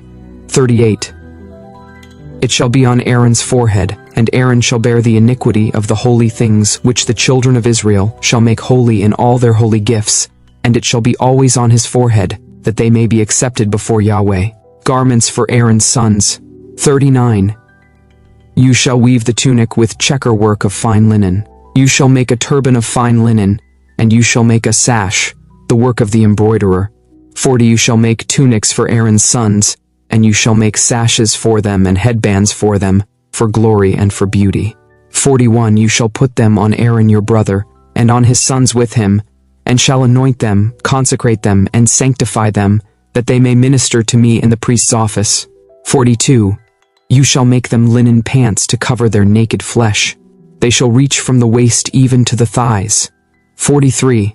They shall be on Aaron and on his sons, when they go into the tent of meeting, or when they come near to the altar to minister in the holy place, that they don't bear iniquity and die. This shall be a statute forever to him, and to his offspring after him. Exodus 29. Web. Consecration of the priests. 1. This is the thing that you shall do to them to make them holy, to minister to me in the priest's office. Take 1 young bull and 2 rams without blemish. 2 unleavened bread, unleavened cakes mixed with oil, and unleavened wafers anointed with oil. You shall make them of fine wheat flour. 3. You shall put them into 1 basket, and bring them in the basket, with the bull and the 2 rams. 4. You shall bring Aaron and his sons to the door of the tent of meeting, and shall wash them with water. 5. You shall take the garments, and put on Aaron the tunic, the robe of the ephod, and the breastplate, and clothe him with the skillfully woven band of the ephod. 6. You shall set the turban on his head, and put the holy crown on the turban. Then you shall take the anointing oil, and pour it on his head, and anoint him. 8. You shall bring his sons, and put tunics on them. You shall clothe them with belts, Aaron and his sons, and bind headbands on them. They shall have the priesthood by a perpetual statute. You shall consecrate Aaron and his sons, the sin offering. 10. You shall bring the bull before the tent of meeting, and Aaron and his sons shall lay their hands on the head of the bull. 11. You shall kill the bull before Yahweh at the door of the tent of meeting. 12. You shall take some of the blood of the bull, and put it on the horns of the altar with your finger. You shall pour out all the blood at the base of the altar. 13. You shall take all the fat that covers the innards, the cover of the liver, the 2 kidneys, and the fat that is on them, and burn them on the altar. But the meat of the bull, its skin and its dung, you shall burn with fire outside the camp. It is a sin offering, the burnt offering. 15. You shall also take the 1 ram, and Aaron and his sons shall lay their hands on the head of the ram. You shall kill the ram, and you shall take its blood, and sprinkle it around on the altar. 17. You shall cut the ram into its pieces, and wash its innards and its legs, and put them with its pieces and with its head. 18. You shall burn the whole ram on the altar. It is a burnt offering to Yahweh. It is a pleasant aroma, an offering made by fire to Yahweh.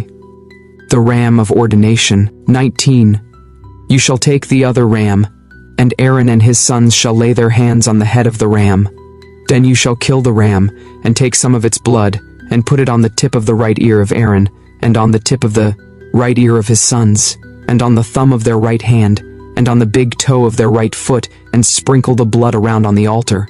21. You shall take some of the blood that is on the altar, and some of the anointing oil, and sprinkle it on Aaron, and on his garments, and on his sons, and on the garments of his sons with him.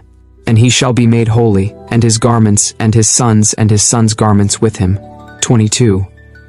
Also you shall take some of the ram's fat, the fat tail, the fat that covers the innards, the cover of the liver, the 2 kidneys, the fat that is on them, and the right thigh, for it is a ram of consecration. 23. And 1 loaf of bread, 1 cake of oiled bread, and 1 wafer out of the basket of unleavened bread that is before Yahweh. 24.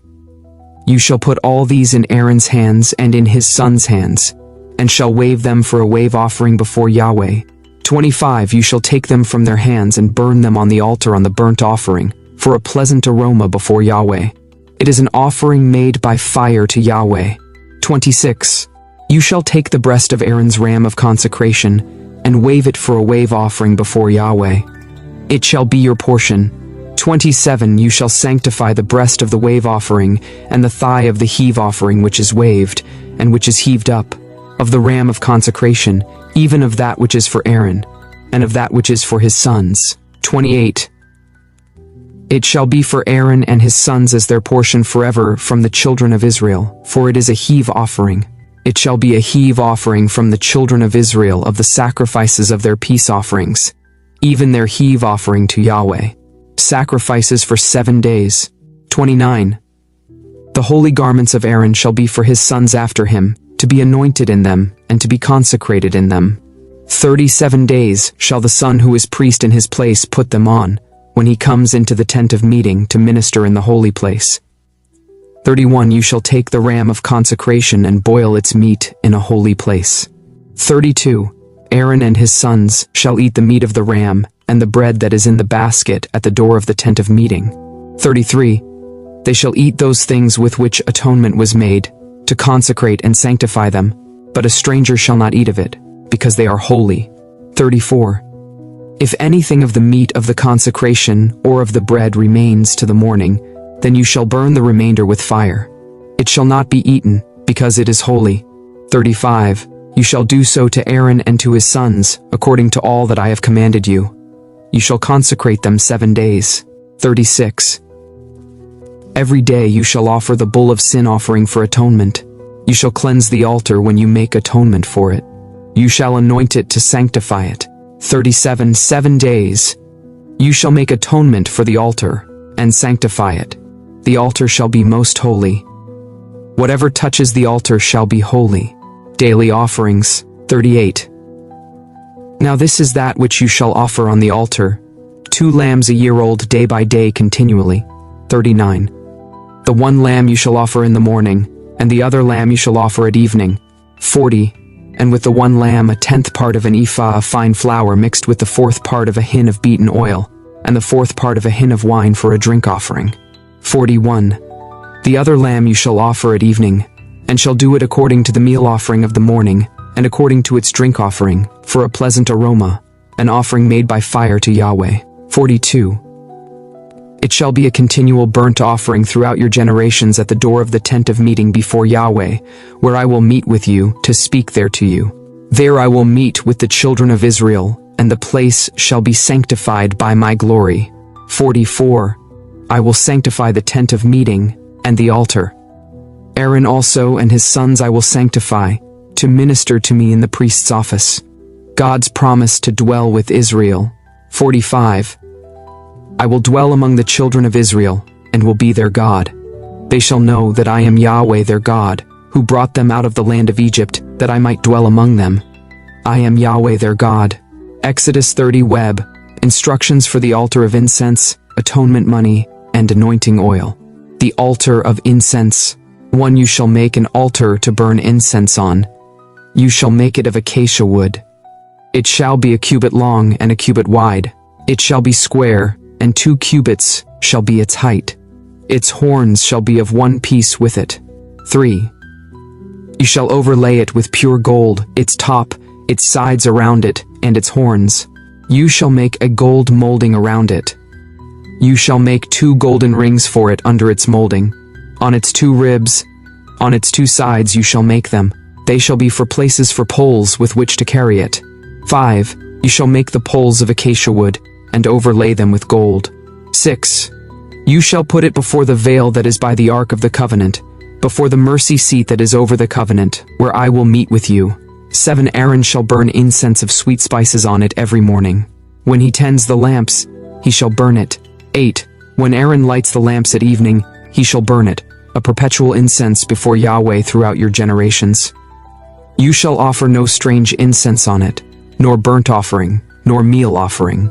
You shall pour no drink offering on it. 10. Aaron shall make atonement on its horns once in the year. With the blood of the sin offering of atonement once in the year, he shall make atonement for it throughout your generations. It is most holy to Yahweh. Atonement money. Yahweh spoke to Moses, saying, 12. When you take a census of the children of Israel, according to those who are counted among them, then each man shall give a ransom for his soul to Yahweh when you count them, that there be no plague among them when you count them. They shall give this, everyone who passes over to those who are counted, half a shekel according to the shekel of the sanctuary. The shekel is 20 gerahs, half a shekel for an offering to Yahweh. Everyone who passes over to those who are counted, from 20 years old and upward, shall give the offering to Yahweh. The rich shall not give more, and the poor shall not give less than the half shekel when they give the offering to Yahweh to make atonement for your souls. 16. You shall take the atonement money from the children of Israel, and shall use it for the service of the tent of meeting, that it may be a memorial for the children of Israel before Yahweh, to make atonement for your souls. The bronze basin. Yahweh spoke to Moses, saying, You shall also make a basin of bronze, and its base of bronze, in which to wash. You shall put it between the tent of meeting and the altar, and you shall put water in it. 19. Aaron and his sons shall wash their hands and their feet in it. 20. When they go into the tent of meeting, they shall wash with water, that they not die. Or when they come near to the altar to minister, to burn an offering made by fire to Yahweh. 21. So they shall wash their hands and their feet, that they not die. It shall be a statute forever to them, even to him and to his descendants throughout their generations. The anointing oil. 22. Moreover, Yahweh spoke to Moses, saying, 23. Also take fine spices, of liquid myrrh, 500 shekels, and of fragrant cinnamon half as much, even 250, and of fragrant cane 250. 24. And of cassia 500, according to the shekel of the sanctuary, and a hin of olive oil. 25. You shall make it a holy anointing oil, a perfume compounded after the art of the perfumer. It shall be a holy anointing oil. 26.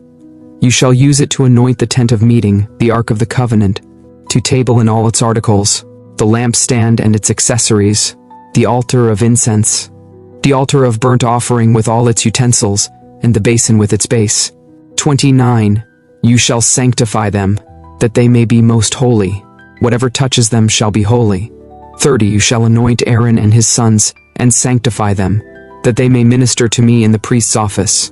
You shall speak to the children of Israel, saying, This shall be a holy anointing oil to me throughout your generations.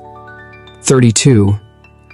It shall not be poured on man's flesh, and do not make any like it, according to its composition. It is holy. It shall be holy to you. 33. Whoever compounds any like it, or whoever puts any of it on a stranger, he shall be cut off from his people. The incense.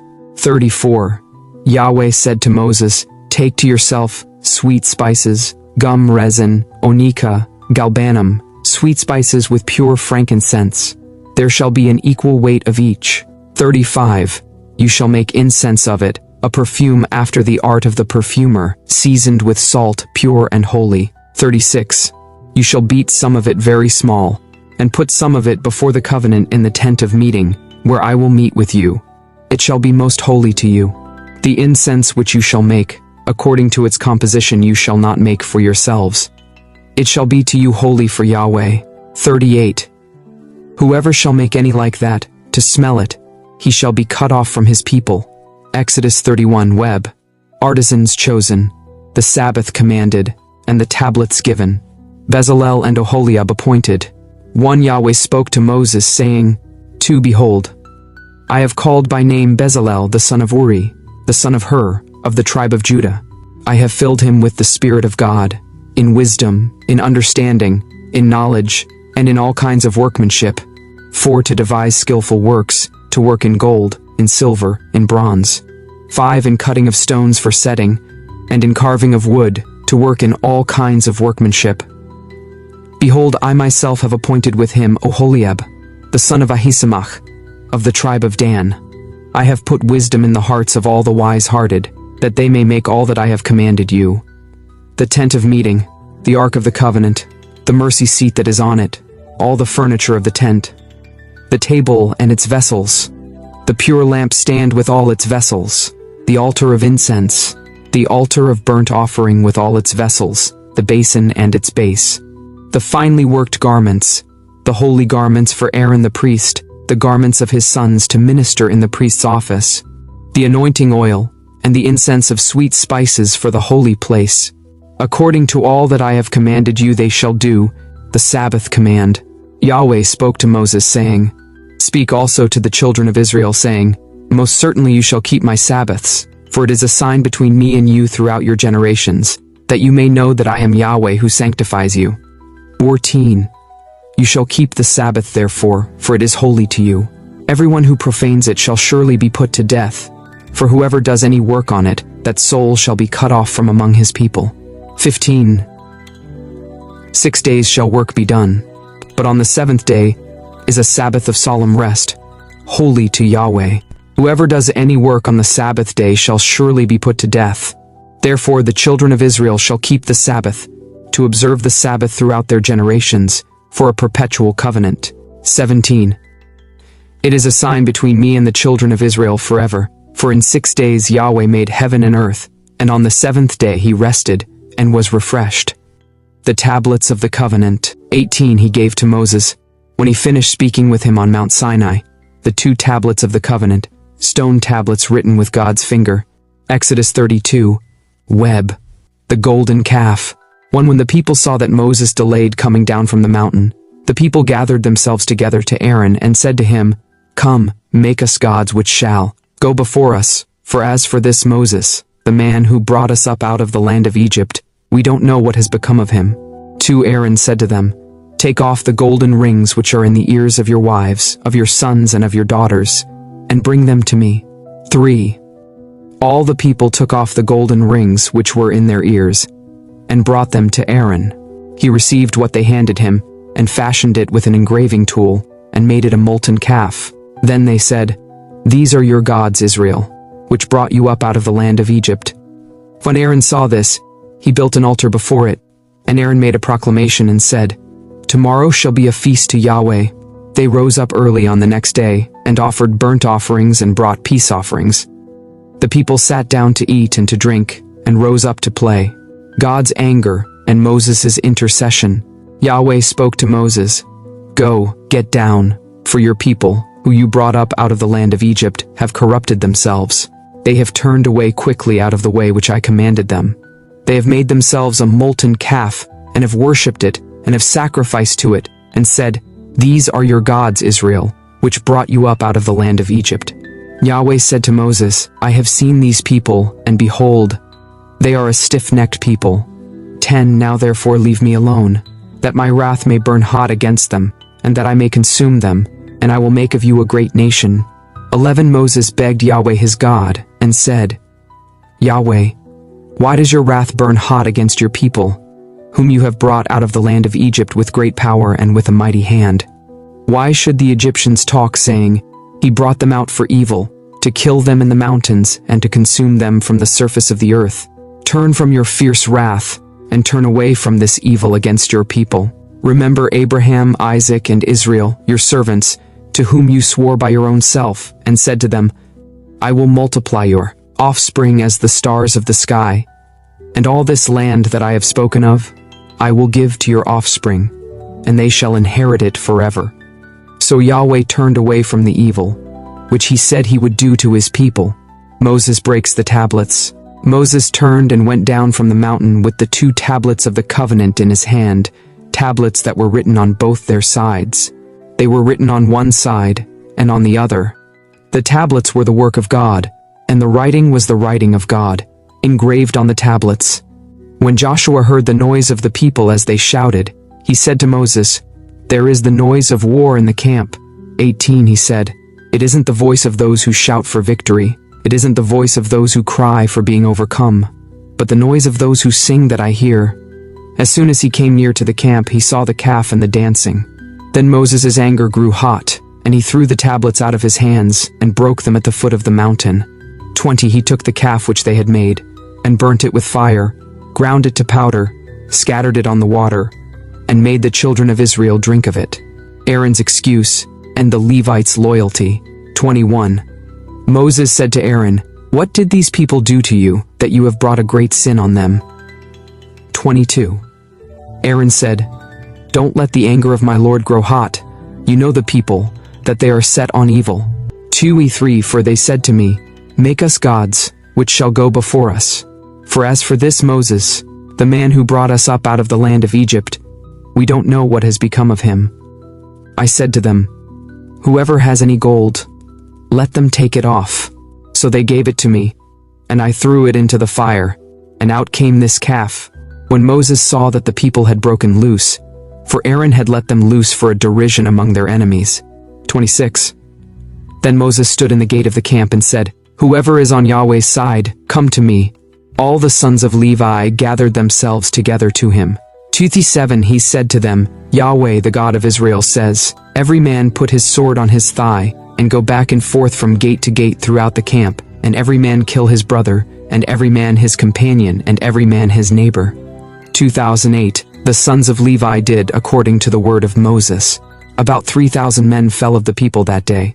29 Moses said, "Consecrate yourselves today to Yahweh, for every man was against his son and against his brother, that he may give you a blessing today." Moses intercedes again. 30 On the next day, Moses said to the people, "You have sinned a great sin. Now I will go up to Yahweh. Perhaps I shall make atonement for your sin." Moses returned to Yahweh and said, "Oh, this people have sinned a great sin, and have made themselves gods of gold." 32 Yet now if you will forgive their sin, fine, and if not, please blot me out of your book which you have written. 33 Yahweh said to Moses, "Whoever has sinned against me, I will blot him out of my book." 34 Now go, lead the people to the place of which I have spoken to you. Behold, my angel shall go before you.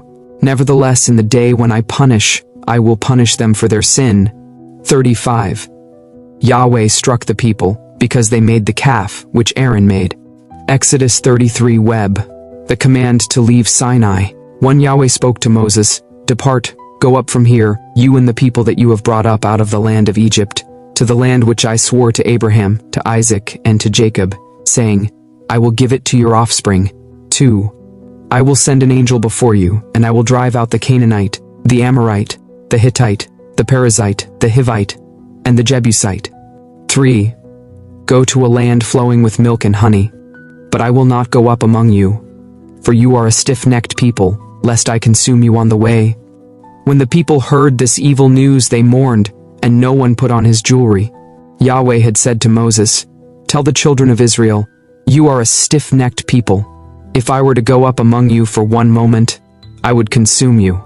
Therefore now take off your jewelry from you, that I may know what to do to you. The children of Israel stripped themselves of their jewelry from Mount Horeb onward, the tent of meeting. Now Moses used to take the tent and to pitch it outside the camp, far away from the camp, and he called it the tent of meeting. Everyone who sought Yahweh went out to the tent of meeting, which was outside the camp. When Moses went out to the tent, all the people rose up and stood, every man at his tent door, and watched Moses until he had gone into the tent. When Moses entered into the tent, the pillar of cloud descended, stood at the door of the tent, and Yahweh spoke with Moses. All the people saw the pillar of cloud stand at the door of the tent, and all the people rose up and worshipped, every man at his tent door. Yahweh spoke to Moses face to face, as a man speaks to his friend. Then he turned again into the camp, but his servant Joshua the son of Nun, a young man, didn't depart from the tent. Moses intercedes and asks to see God's glory. 12. Moses said to Yahweh, Behold, you tell me, bring up this people, and you haven't let me know whom you will send with me. Yet you have said, I know you by name, and you have also found favor in my sight. 13. Now therefore, if I have found favor in your sight, please show me now your way, that I may know you, so that I may find favor in your sight, and consider that this nation is your people. 14. He said, My presence will go with you, and I will give you rest. Moses said to him, If your presence doesn't go with me, don't carry us up from here. For how would people know that I have found favor in your sight, I and your people? Isn't it in that you go with us, so that we are separated, I and your people, from all the people who are on the surface of the earth? 17. Yahweh said to Moses, I will do this thing also that you have spoken, for you have found favor in my sight, and I know you by name. 18. Moses said, Please, show me your glory. 19. He said, I will make all my goodness pass before you, and will proclaim Yahweh's name before you. I will be gracious to whom I will be gracious, and will show mercy on whom I will show mercy. 20. He said, You cannot see my face, for man may not see me and live. 21. Yahweh also said, Behold, there is a place by me, and you shall stand on the rock. 22. It will happen, while my glory passes by, that I will put you in a cleft of the rock, and will cover you with my hand until I have passed by. 23. Then I will take away my hand, and you will see my back, but my face shall not be seen. Exodus 34. Web, new stone tablets, and God's covenant renewed. 1. Yahweh said to Moses, Chisel 2 stone tablets like the first. I will write on the tablets the words that were on the first tablets, which you broke. 2. Be ready by the morning, and come up in the morning to Mount Sinai, and present yourself there to me on the top of the mountain. 3. No one shall come up with you. Don't let anyone be seen throughout all the mountain. Don't let the flocks or herds graze in front of that mountain. 4. He chiseled 2 tablets of stone like the first. Then Moses rose up early in the morning and went up to Mount Sinai, as Yahweh had commanded him, and took in his hand 2 stone tablets. The Lord reveals his character. Yahweh descended in the cloud and stood with him there, and proclaimed Yahweh's name. 6. Yahweh passed by before him, and proclaimed, Yahweh, Yahweh, a merciful and gracious God, slow to anger and abundant in loving kindness and truth. 7. Keeping loving kindness for thousands, forgiving iniquity, disobedience, and sin, and who will by no means clear the guilty, visiting the iniquity of the fathers on the children, and on the children's children, on the 3rd and on the 4th generation. Moses hurried and bowed his head toward the earth, and worshipped. 9. He said, If now I have found favor in your sight, Lord, please let the Lord go among us, even though this is a stiff-necked people. Pardon our iniquity and our sin, and take us for your inheritance. The covenant renewed. He said, Behold, I make a covenant. Before all your people I will do marvels, such as have not been worked in all the earth, nor in any nation. And all the people among whom you are shall see Yahweh's work, for it is an awesome thing that I do with you. 11 Observe that which I command you today. Behold, I will drive out the Amorite, the Canaanite, the Hittite, the Perizzite, the Hivite, and the Jebusite before you.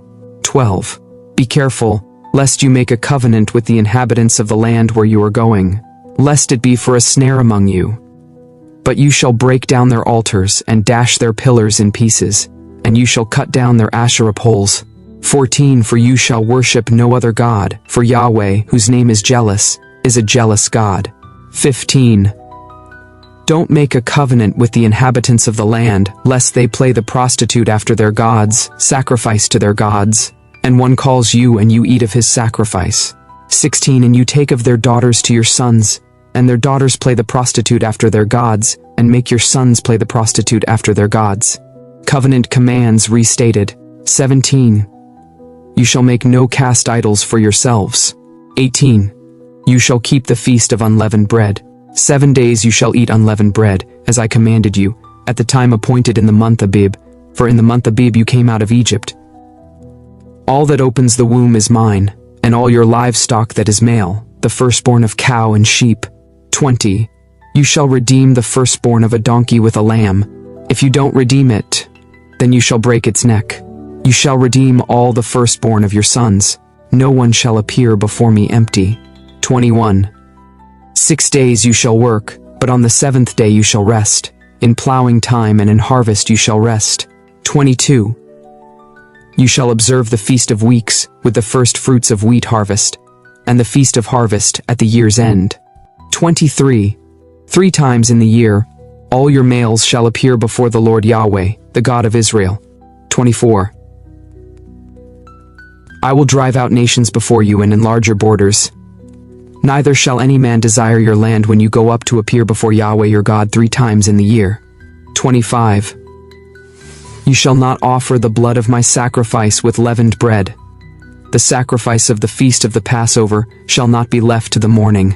26 You shall bring the first of the firstfruits of your ground to the house of Yahweh your God. You shall not boil a young goat in its mother's milk. The shining face of Moses. 2007 Yahweh said to Moses, Write these words, for in accordance with these words I have made a covenant with you and with Israel. 2008 He was there with Yahweh 40 days and 40 nights. He neither ate bread nor drank water. He wrote on the tablets the words of the covenant, the 10 Commandments.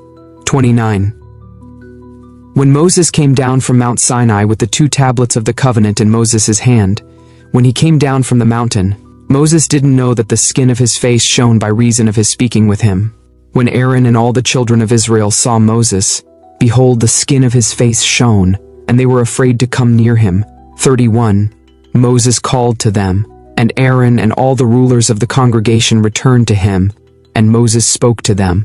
32 Afterward all the children of Israel came near, and he gave them all the commandments that Yahweh had spoken with him on Mount Sinai. When Moses put a veil on his face.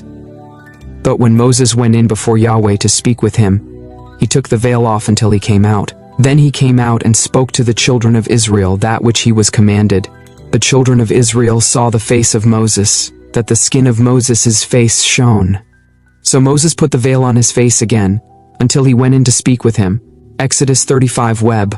Instructions for the Sabbath and the Tabernacle offering, Sabbath regulations. When Moses assembled all the congregation of the children of Israel, and said to them, These are the words which Yahweh has commanded, that you should do them.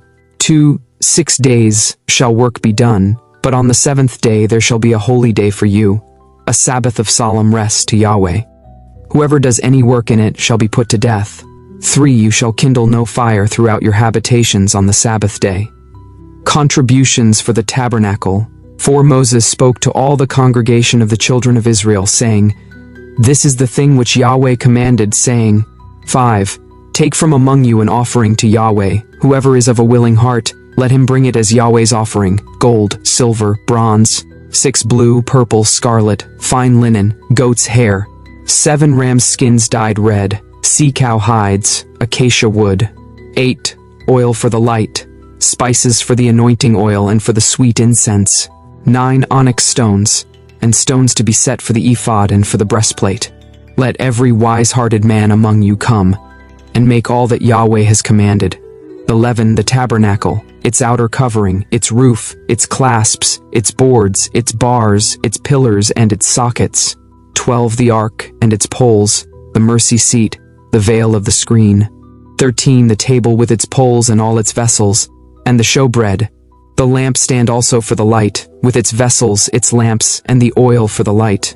15 and the altar of incense, with its poles, the anointing oil, the sweet incense, the screen for the door at the door of the tabernacle, the altar of burnt offering with its grating of bronze, its poles, and all its vessels, the basin and its base.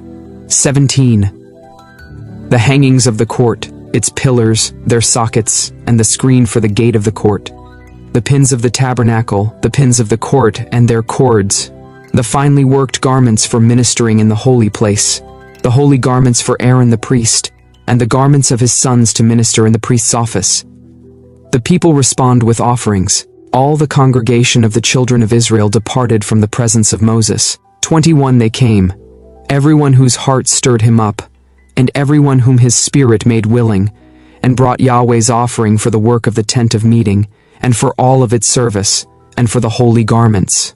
22 they came, both men and women, as many as were willing-hearted, and brought brooches, earrings, signet rings, and armlets, all jewels of gold, even every man who offered an offering of gold to Yahweh. 23 everyone with whom was found blue, purple, scarlet, fine linen, goat's hair, ram skins dyed red, and sea cow hides, brought them. 24 everyone who offered an offering of silver and bronze brought Yahweh's offering, and everyone with whom was found acacia wood for any work of the service brought it. 25 all the women who were wise-hearted spun with their hands, and brought that which they had spun, the blue, the purple, the scarlet, and the fine linen. 26 all the women whose hearts stirred them up in wisdom spun the goat's hair. 27 the rulers brought the onyx stones and the stones to be set for the ephod and for the breastplate. 28 with the spice and the oil for the light, for the anointing oil, and for the sweet incense.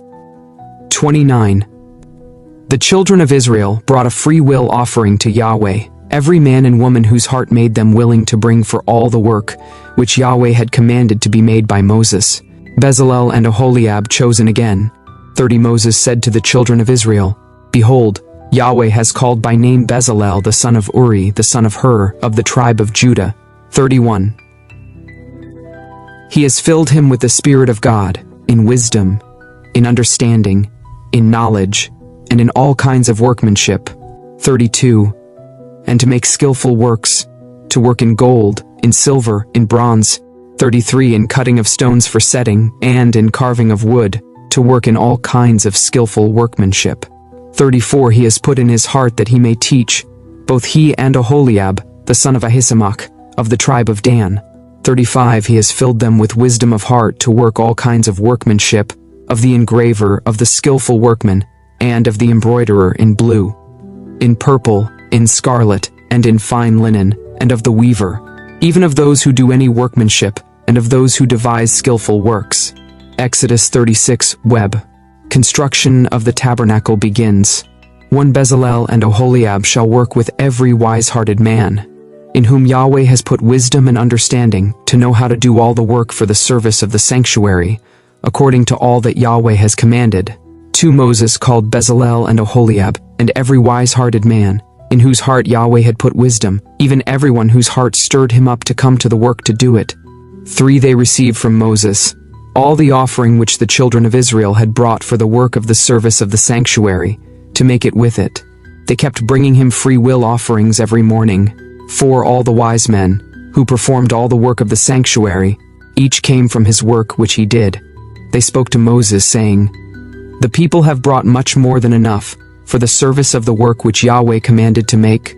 6 Moses gave a commandment, and they caused it to be proclaimed throughout the camp, saying, Let neither man nor woman make anything else for the offering for the sanctuary. So the people were restrained from bringing, for the stuff they had was sufficient to do all the work, and too much, making the tabernacle. 8. All the wise-hearted men among those who did the work made the tabernacle with 10 curtains of fine twined linen, and blue, purple, and scarlet. They made them with cherubim, the work of a skillful workman. The length of each curtain was 28 cubits, and the width of each curtain 4 cubits. All the curtains had one measure. 10. He coupled 5 curtains to one another, and the other 5 curtains he coupled to one another. 11.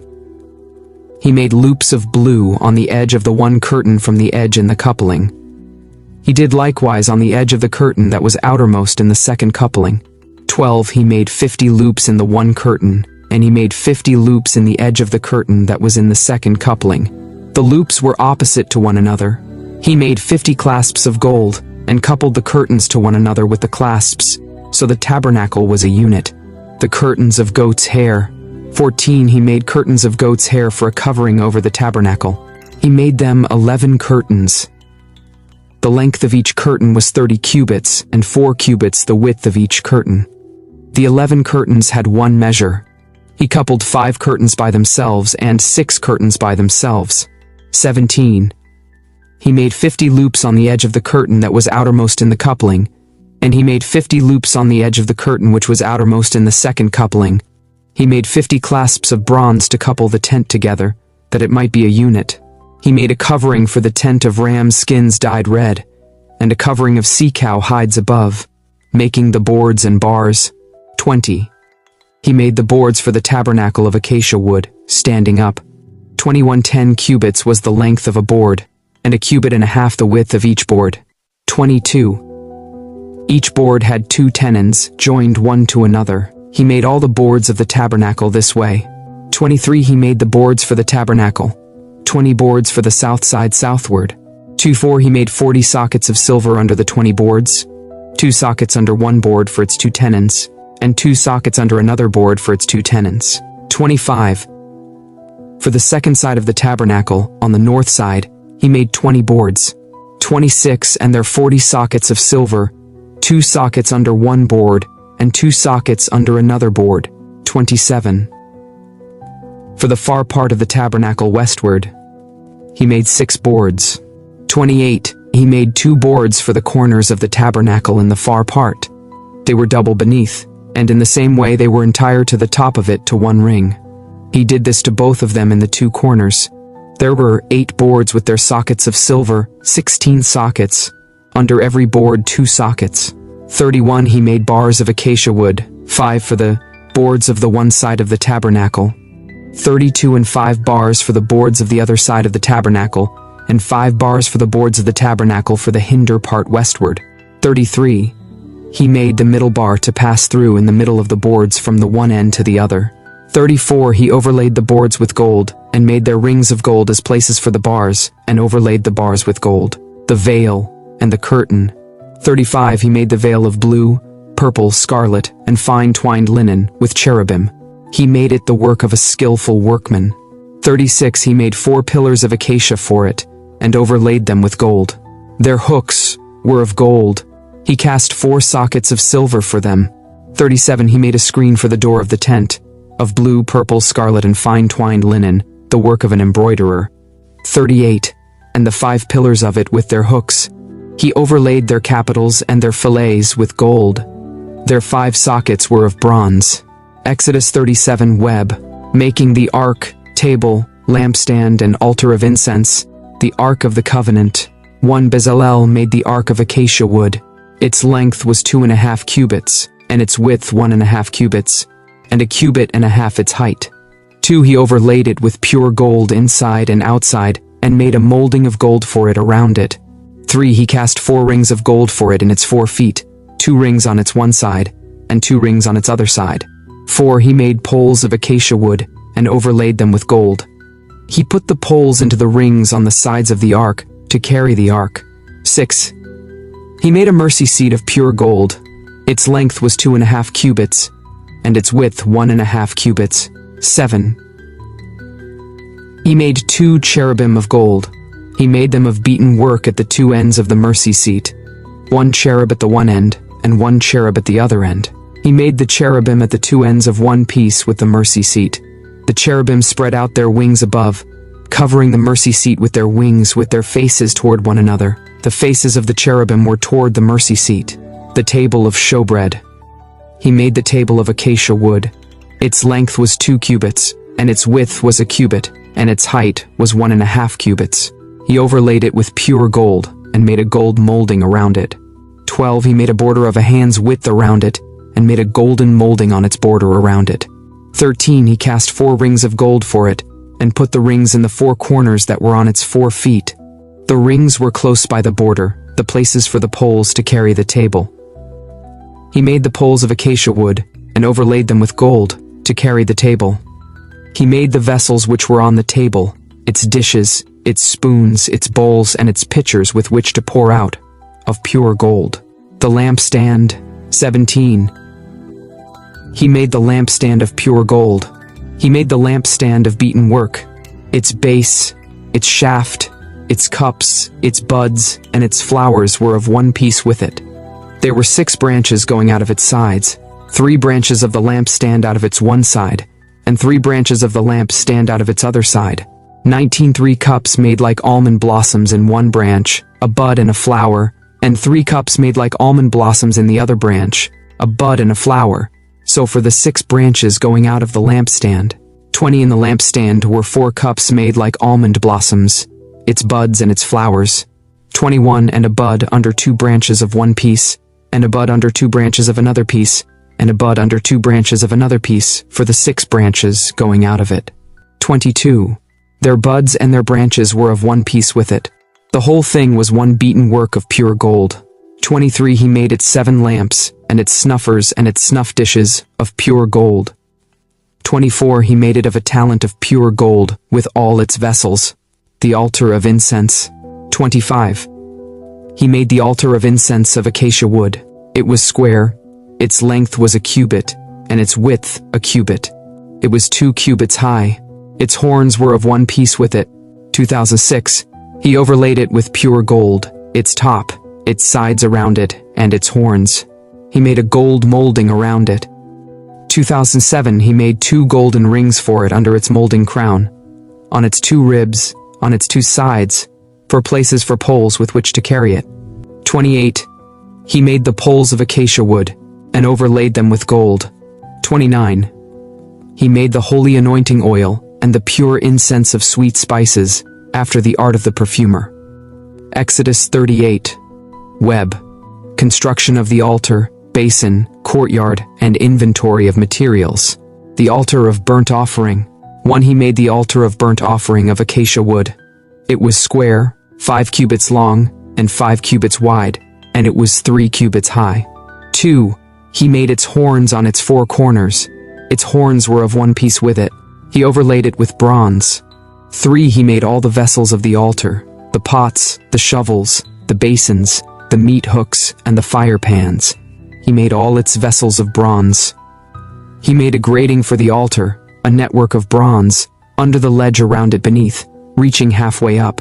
5 He cast 4 rings for the 4 corners of bronze grating, to be places for the poles. He made the poles of acacia wood, and overlaid them with bronze. 7 He put the poles into the rings on the sides of the altar, with which to carry it. He made it hollow with planks, the bronze basin. He made the basin of bronze and its base of bronze, out of the mirrors of the ministering women who ministered at the door of the tent of meeting. The courtyard. He made the court. For the south side the hangings of the court were of fine twined linen, 100 cubits. 10 Their pillars were 20, and their sockets 20, of bronze. The hooks of the pillars and their fillets were of silver. 11 For the north side 100 cubits, their pillars 20, and their sockets 20, of bronze.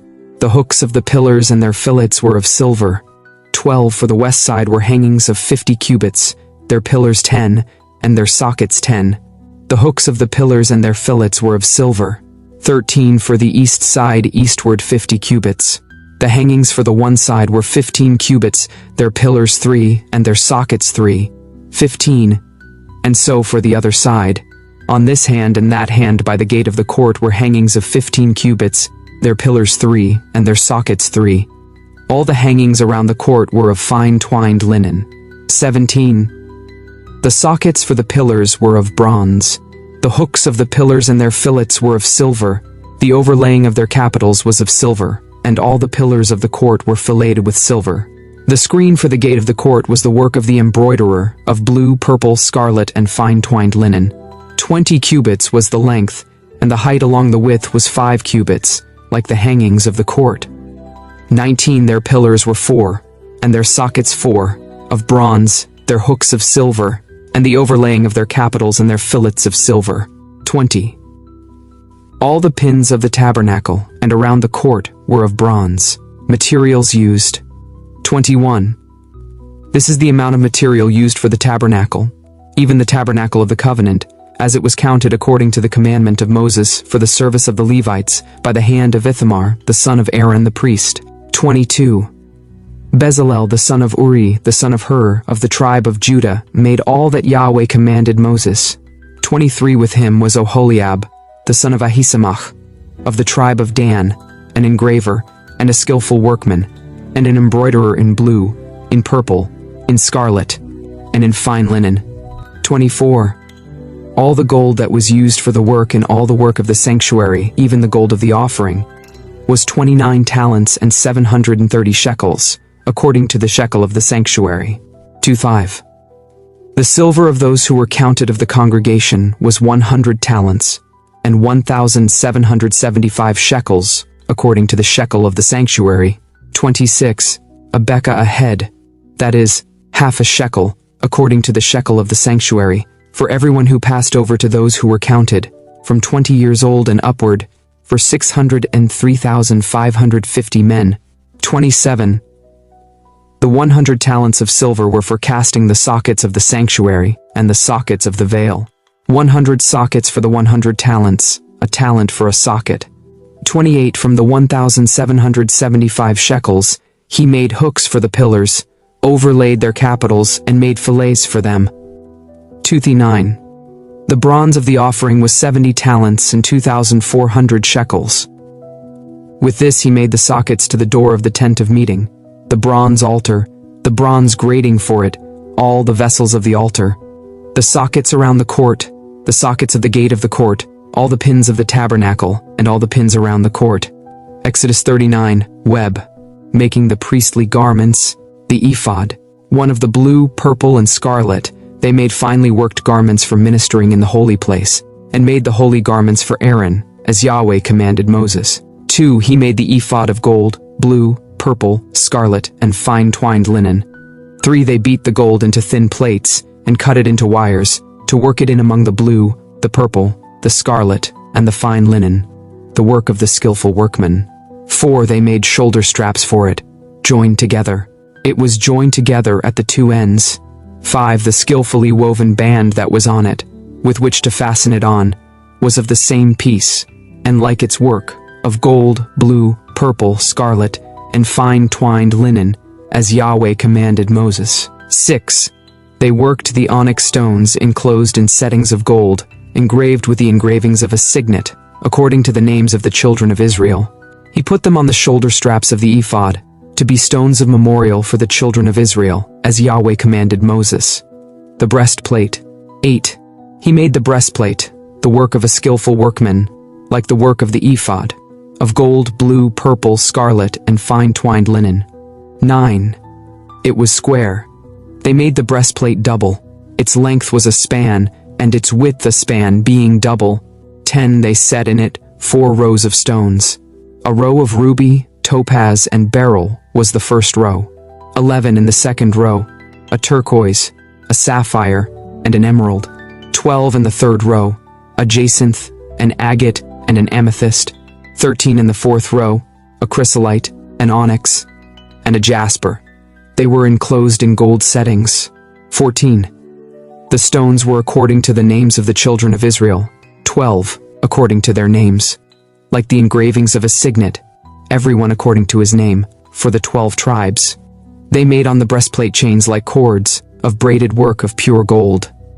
They made 2 settings of gold, and 2 gold rings, and put the 2 rings on the 2 ends of the breastplate. 17. They put the 2 braided chains of gold in the 2 rings at the ends of the breastplate.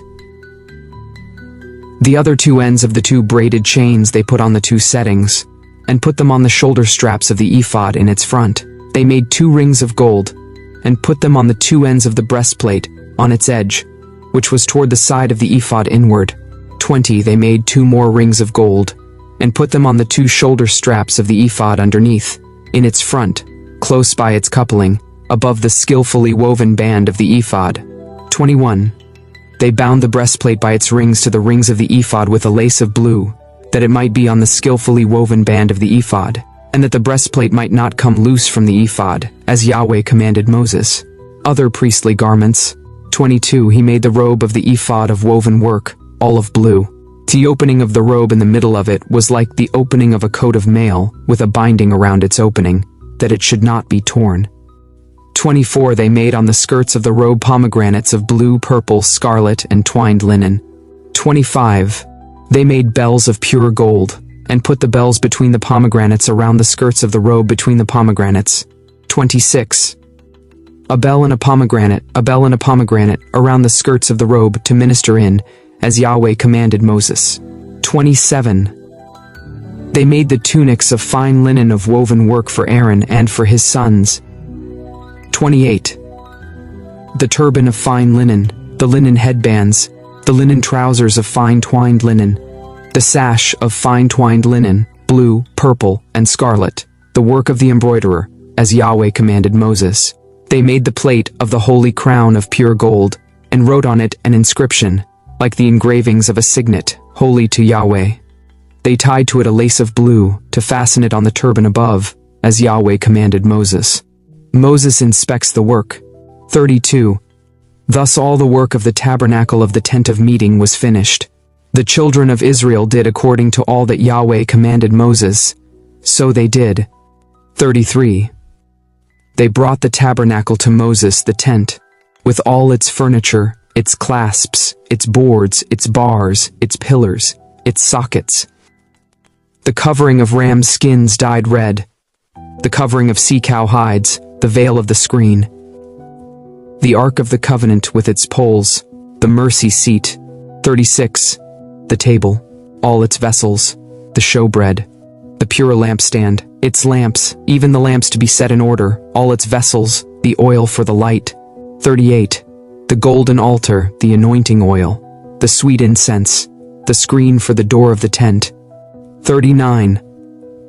The bronze altar, its grating of bronze, its poles, all of its vessels, the basin and its base, the hangings of the court, its pillars, its sockets, the screen for the gate of the court, its cords, its pins, and all the instruments of the service for the tabernacle, for the tent of meeting, the finely worked garments for ministering in the holy place, the holy garments for Aaron the priest, and the garments of his sons to minister in the priest's office, according to all that Yahweh commanded Moses. So the children of Israel did all the work.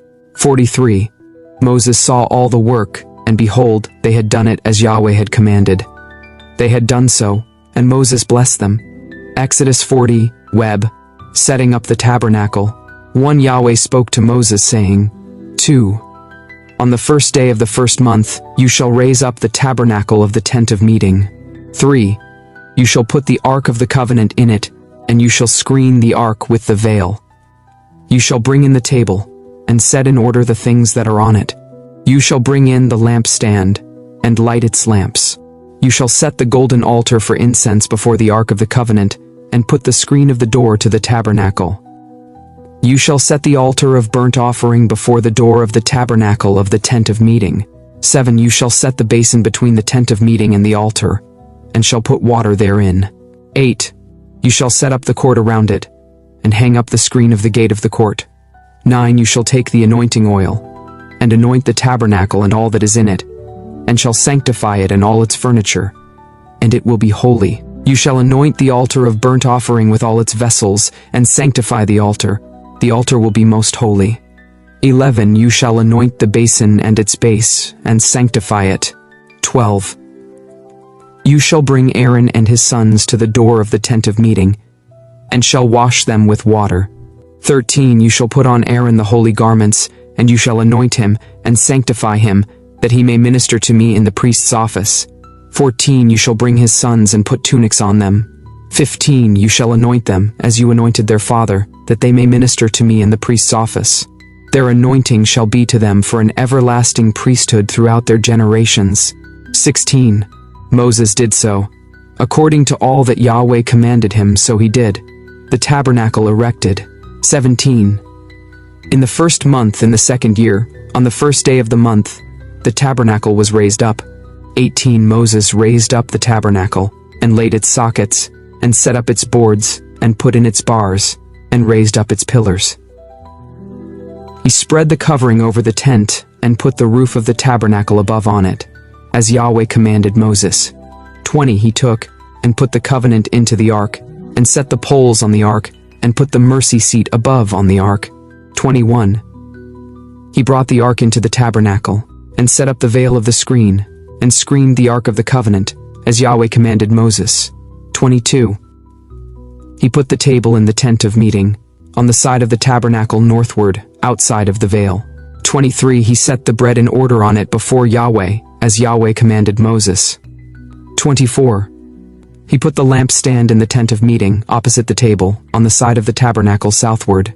25 He lit the lamps before Yahweh, as Yahweh commanded Moses. 26 He put the golden altar in the tent of meeting before the veil.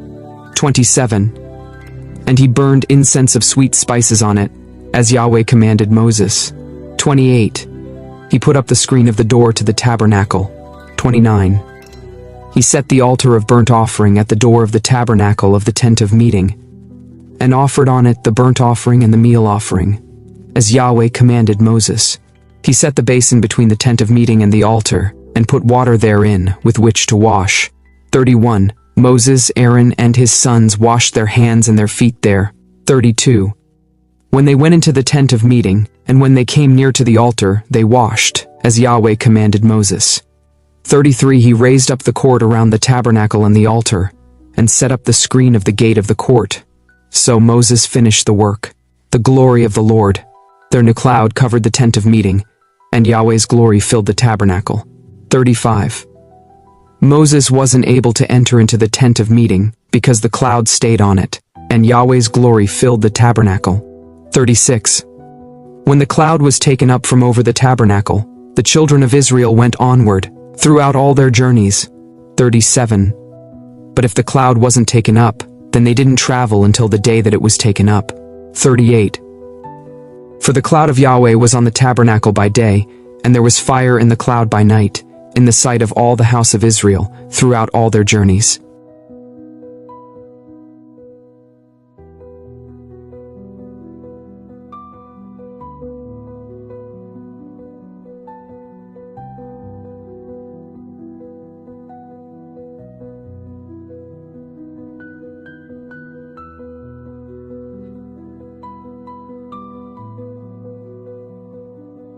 The journey through Exodus doesn't end in the wilderness.